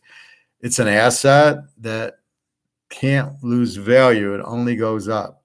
There's always strong demand for it. As they've said, the only thing they got right is it is finite, but it is not. It's not an investment. We're not trying to make money on it. The dollar will lose value. Gold will go to 20, 30,000 an ounce. Then as the Russians come out and it really starts shooting, it'll be 50, 60,000 an ounce. It's limited, and there's more people. Now you can see how many people. So the real key point is, okay, all these people, this is the biggest since 2012, are in gold. So I'm going to ask the most basic question. Why didn't the price go up? Why is the price, what was it, 1915, 1920 today? Yet you've got such high demand for it. Why is the price not going up? Everything else, high demand, price goes up. My Canadian Club 12-year, if the demand goes up, the price goes up. This would go from 50 to 100. If everybody wanted and they couldn't keep it on the shelves, they raised the price. That's the signal. Prices are the signal. But in gold and silver, the demand's huge, but yet the price isn't going up because of the fucking paper derivatives. So we want to see that blown up. And it's interesting that JP Morgan would do this survey when they're the ones keeping the price of gold down so they can keep the monopoly on printing this bullshit that they're printing. So keep in mind, this is zero, right? This is worthless. They still take it because it's like they don't know. And then gold is so undervalued. There's huge demand. It's just got to go. And I think people think it's not only is it a hedge, it's defensive, but it's also, I think everybody realizes it's about to go through the moon. I mean, the price has to go up with the demand all over the world going bankrupt. The whole world's got to go to gold, right? Euro and Japan and China and Russia, Germany, they all their currencies are going to zero. So they all are going to gold. I see China's economy's crumbling, They got 60,000 tons of gold. There ain't nothing wrong with China's economy. Russia's got 32,000 ounces of gold. There's nothing wrong with their economy. I mean, I keep saying that. I got gold. I told my boss, I got gold. I'm not worried. As soon as the price goes up, I'll buy an island and relax. So that's really the key to it. So what they're talking about is, now you're surprising you see that, but then where's the price? If the demand's that high, why isn't the price going up? And, that's so obvious that it's bullshit, but that's all we can do is just keep buying it, going, hey, thanks. They're keeping the price low. And as long as they keep the price low, we keep buying it. We don't worry because we know the inflation's killing the dollar. There's no way to stop it. And the banks are about to go out. There's no way to stop it. We're all going downhill, or the big snowball's coming down the hill and you ain't stopping it. And the only way is to get out of the snow and stand on the beach, and then you won't get hit by the big snowball. So that's really your only play. So keep that in mind. They're just holding the price down for us, which helps the demand if the price is so cheap. I was supposed to get paid today, but I'll get paid tomorrow because I guess it was a holiday. And I always, like Labor Day and July 4th, it was also like I got paid on Friday. So they must do it a day later at the bank, and I'm not worried about it. Anyway, tomorrow's my last day, which I am so livid because they lied to me. They said it was a year contract. That's what I signed. And then the boss was like, oh, no, it was only supposed to be 4 months the whole time. Why didn't you say it? Why didn't you come back to me in August, say, just FYI, we know you signed for a year, but, it's really just 4 months. And I was pretty livid. So I gave her a real big email like, if you want to make a 4 or 6 month contract, make a 4 or 6 month contract. But you can't blindside people. It's just not professional. And even the contract house thinks a year. So you're really fucking people over because you don't think people would take the job for 4 months. And I'm sure they feel bad at Harley because I did a really good job and I really ripped them in there. I don't know if I'll hear from my boss tomorrow. I don't really care. I'm okay. I'm moving on. I already have an interview next week. So I'm already done with them. Okay. I'll move on, put in my 9 hours tomorrow so I can get 36 hours of pay, and off I go. And I get a big check tomorrow and then 2 weeks. So I'm okay for a while and off I go. And then hopefully gold goes up in football. One other article that I read that I was looking at: Tesla to supply Hilton hotels with 20,000 EV charges by 2025. So you're going to stay at a Hilton and pay $300 a night so you have a charger? So that's the big ploy, right? Okay, Hilton. So Hilton's paying them because Tesla's losing money to put chargers in. All right, what's the cost of that? Do Hilton think they're going to get gas? Why doesn't Hilton put gas stations in their parking lots? See, this doesn't make sense. I assume what'll happen is that all the gas stations will be charging, but if you have chargers for all the cars, you won't have enough chargers. Just like if people turn to gold now, there's not enough gold to handle demand. That's when the price goes to the moon. And as you can see, gold demand's going up. So anyway, very interesting that they believe there'll be electric cars. Biden can do all he wants, but he ain't going to win this election. He's 95 years old. So whoever comes in can easily say, no, we're not going to do electric cars. Now, granted, it's coming from George Soros, so you've got to be – that's why they don't want Trump to win, because he'll say, fuck you, Soros. So this will be interesting with this bullshit climate control and this bullshit electric car control. Meanwhile, you see all these oil and gas companies and Saudi Arabia, they're not going away. They sell oil. They're not, they'll sell it to China and Russia. So it really doesn't add up. I think I'm just looking for a different country.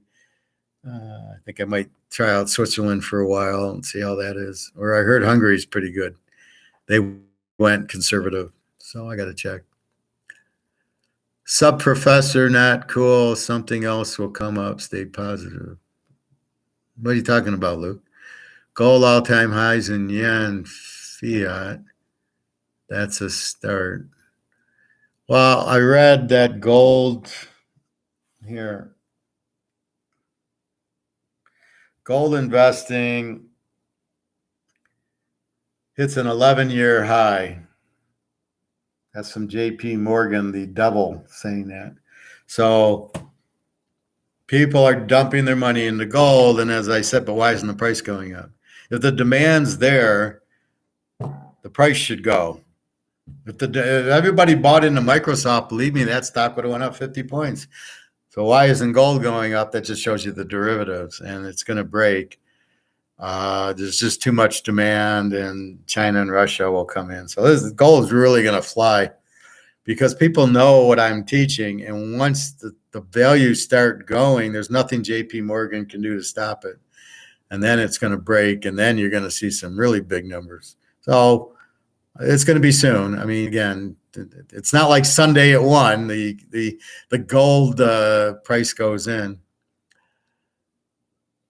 Not cool with Harley. Yeah, I had a conversation with my boss. She kept apologizing. I says, but normally at Mercedes, I can get that the PO ends September 8th. You renew the PO. She says, no, that was when the project was supposed to end, September 8th. I says, then why'd you make it a 1-year contract? And she's like going, she couldn't. She said, I don't know. That's HR. And I go, bullshit. The finance manager has control. HR just proposes the contract. My contract house thinks it's still a year. So I talked to HR, and she was like, oh, yeah, maybe we can make it 6 months. Because I said, I've committed to you. I'm turning down other jobs because I think I'm here a year. And that got to him a little.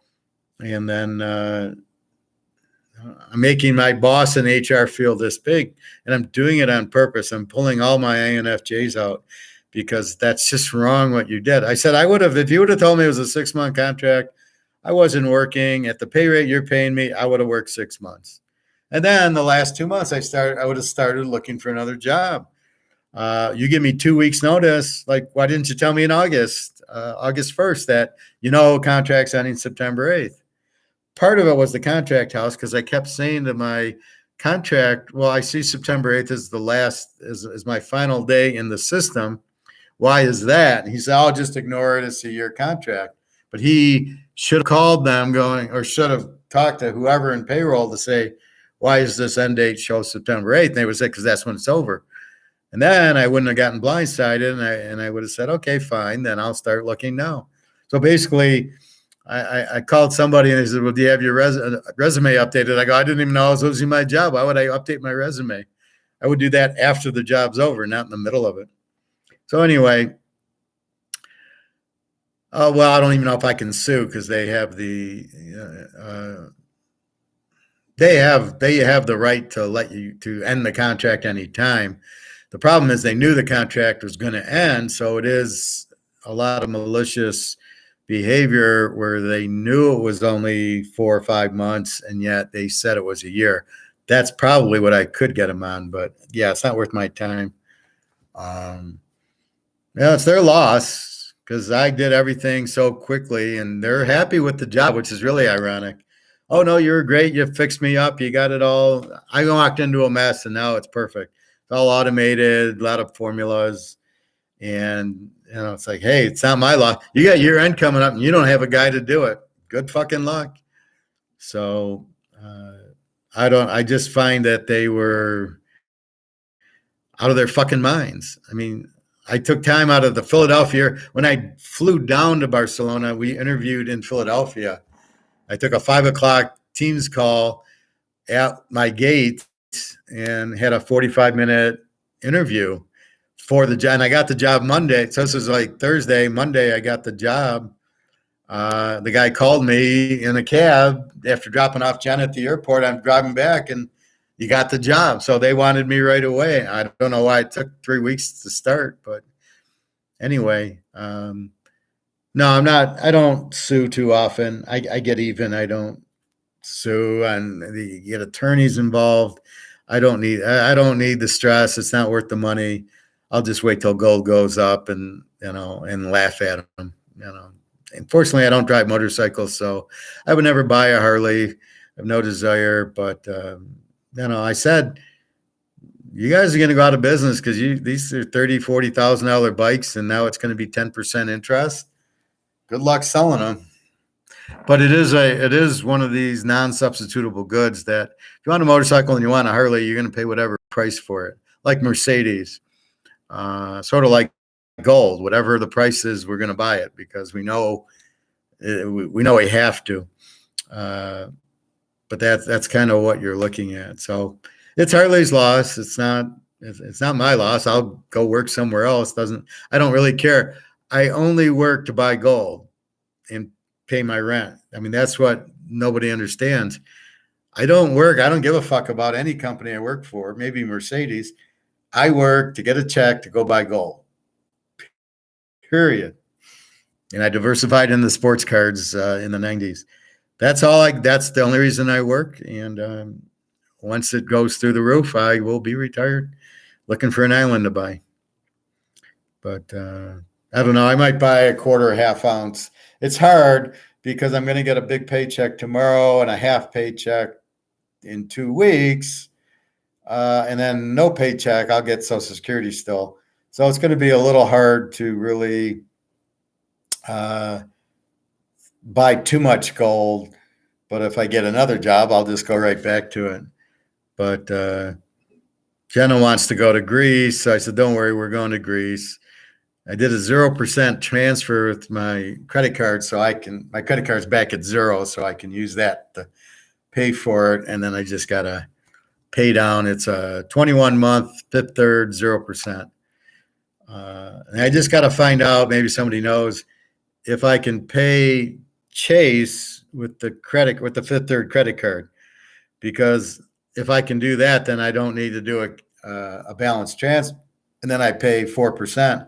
I can just make the payment with the credit card and put the money there at 0% interest. So, and that'll pay, and I can add the $300 to the payment on Chase. That'll leave me a couple $100 on it. So my 2 Wells Fargo and Chase cards will be zero. And then it's a Fifth Third card with 0% interest for 21 months. So I'm like, okay. The professor at his finest. What else? So keep in mind with the BRICS, Mark McGuire will be on tomorrow.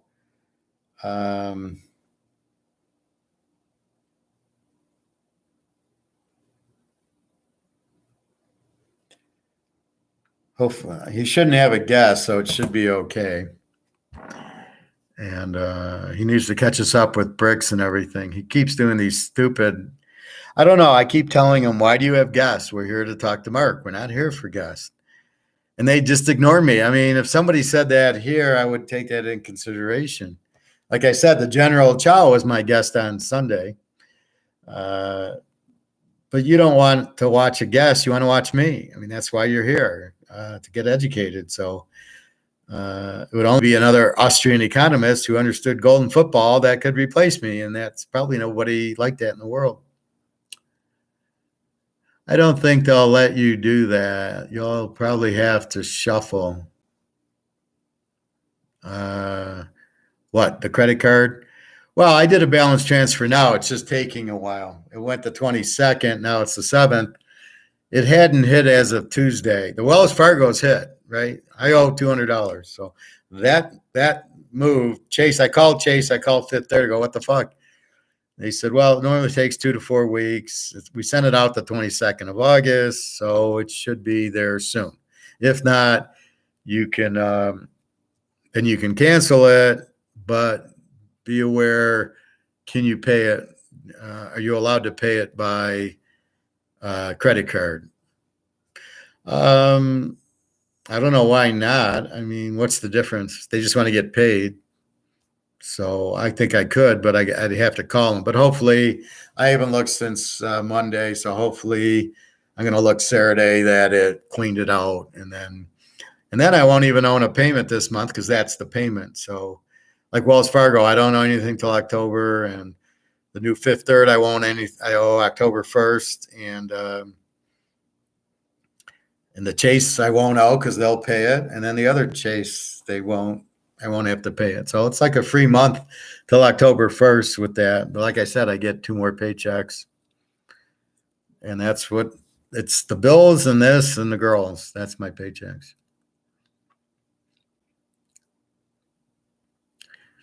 Well, we'll see. I mean, I did the balance transfer. I didn't mind. I was just glad to get to 0%. So it goes to a PO box. So somehow Wells Fargo is more efficient than Chase, which doesn't surprise me. But Chase doesn't get anything. Maybe they get a little bit more interest on me, which is like $50 a month. And there's no interest I'm paying on Fifth Third. So it doesn't. So from that standpoint, it's just, I know it'll hit soon. And then we'll go from there.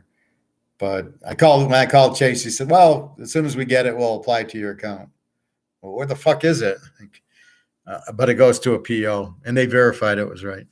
Anyway, so, you just ignore all this noise about China, about India. India has no say. Russia is running BRICS as China, and they got all the gold, and they want the gold to go up. It's going up. They'll come out with that new currency soon. China's blowing up their currency. They don't give a fuck. And anything you read about, China's economy is showing, you can't believe. This is the problem. You can't believe half the shit. So I was in the hot tub yesterday, or the pool, and I was in the pool talking to the swim coach. I just run, and the swim coach is teaching, but we're kind of friends. And so we were talking, and I said, the biggest problem is, I'll say buy gold, and somebody else will say don't buy gold. And who do you listen to? And that's really the problem, right? So you get A and B, and they both make compelling arguments, but who do you listen to decide what to do? So what do you see? You see Warren Buffett go, these 2 stocks, or I just bought GM stock, or I bought oil stocks. And, it's like, you're only saying that so people will buy what you bought after you bought it to drive the price up so you can sell it. Don't fuck around with us, Warren Buffett. You're an idiot for being in the market. You can't even see the market's going to crash. So our biggest thing is we're about 5-6 steps ahead of the game. We know gold's going to go up. We know the market's going to crash. The problem is we know it's going to happen, and then so we're waiting for it to happen. So it's going to happen here, and we're here, right? Market's going to crash, but it hasn't yet. Gold's about to explode, but it hasn't yet. So you're kind of, you've got to be, I'm sure about it, but you're not. And so you're sitting there, when's it going to happen? And it's going to happen right here. But we don't know when this is, but we know it will happen based on what you print the money to zero. That's always what happens. So once you do that, everybody runs to gold, and gold has to go through the roof because here comes Russia and China with it. So It's a very clear cut what's going to happen. The market's going to crash because all the foreigners are going to pull their money and they're going to sell their stocks and their houses and take it back to Europe and Asia and say, okay, fine, we're in a safe haven in our own dollars. So the Swiss will put it in Swiss, and the UK will put it in their currency, and China will put it in the gold, and Russia will put it in the gold, and that's what they do. So that's why the stock market's going to crash. Plus, with the inflation, there's no way they can make. How much money is Tesla making? They can't sell, and they keep slicing their profits. So what the fuck is their stock at 260? And do they have any earnings at all? And if so, how? Because they can't sell electric cars. Certainly not at 100,000. I think he's cooking the books. I think he's like these other Bitcoin guys. And then you've got electric cars. I was looking at Harley, and they're making money, except for the electric cars. They're losing like $2 million trying to sell electric motorcycles, which nobody wants. So I don't know. Everybody's jumping to this electric thing, but there's no demand. And if you have no demand, you can't sell it. And that's critical economics. That's Adam Smith. Oh, people want donuts, then we're going to make donuts. Not let's make donuts and hope people like donuts. Oh, wait, nobody's buying our donuts. Nobody wants them. But you see what sells by the sales. So his thing was on bakery. So everybody was buying the donuts. And the baker across the street's going, fuck, these guys are selling donuts. So he started making donuts. That's how it works. Hey, everybody buys electric cars, then they go do it. That's what they did with computers, right? And TV, flat screen TVs, computers, they came out expensive.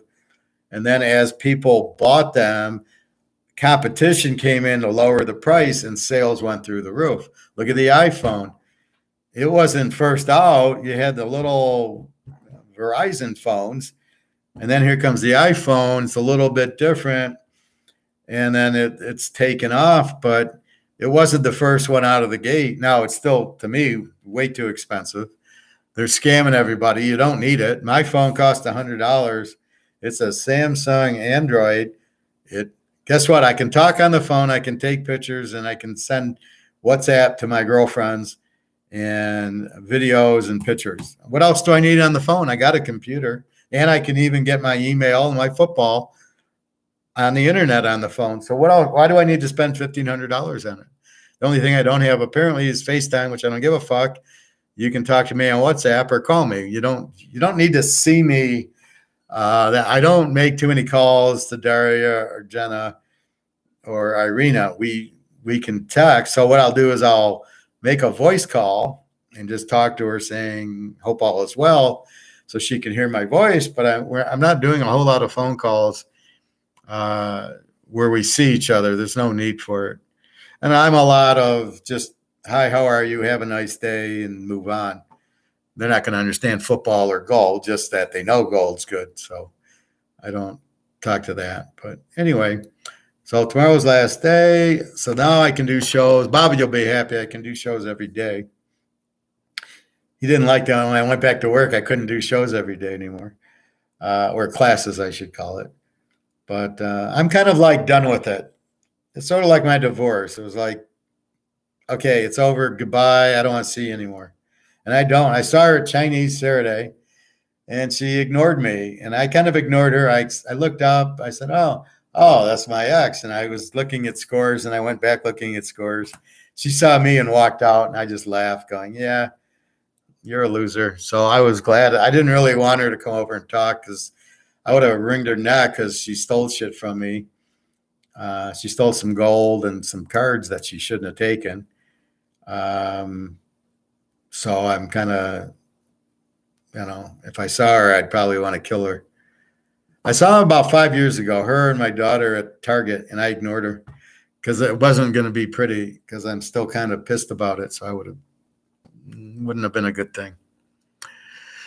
Anyway, so what is it? 7:40. We got the game on soon. I think I'm going to go run to the pool. I came on early because of the games. I thought Illinois was today, but I guess it's tomorrow. So again, I like Kansas City. They'll throw to the backs. They'll throw to the receivers, the tight ends. It's not like it's Kelsey isn't the key. Mahomes is the key. And as long as Mahomes is healthy and playing, I like Kansas City's chances. And I can't worry about the defensive guy not playing. They got other defensive guys who can show their worth. They get an opportunity to play. Believe me, they're going to have a big game. See, that's what you don't understand about pros. The guy gets injured, and here comes his reserve, and he wants to play and make a name for himself, so he's going to play tough. He's a pro, or he wouldn't be on the team.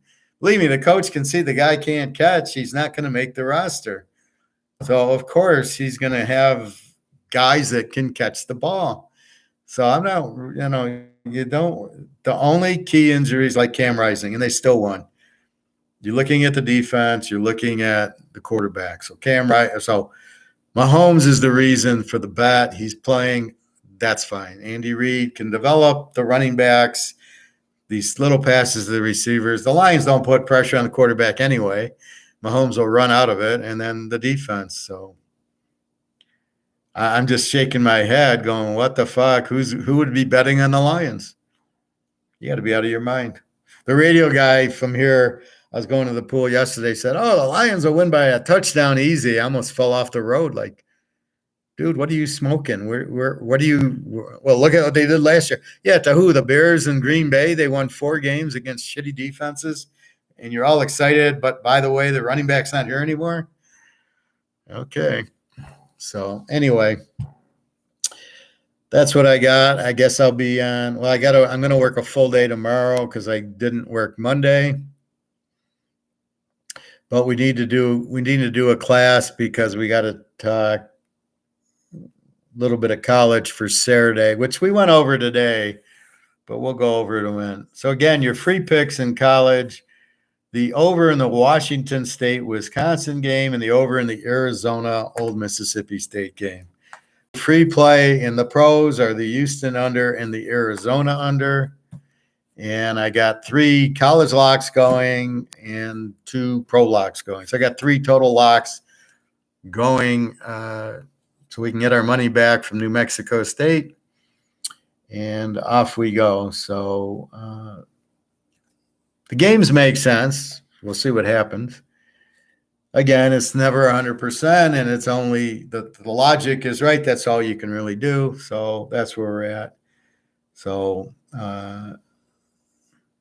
so it's a good week to buy, but it's a good, now we've got pro and college. So you'd probably want to,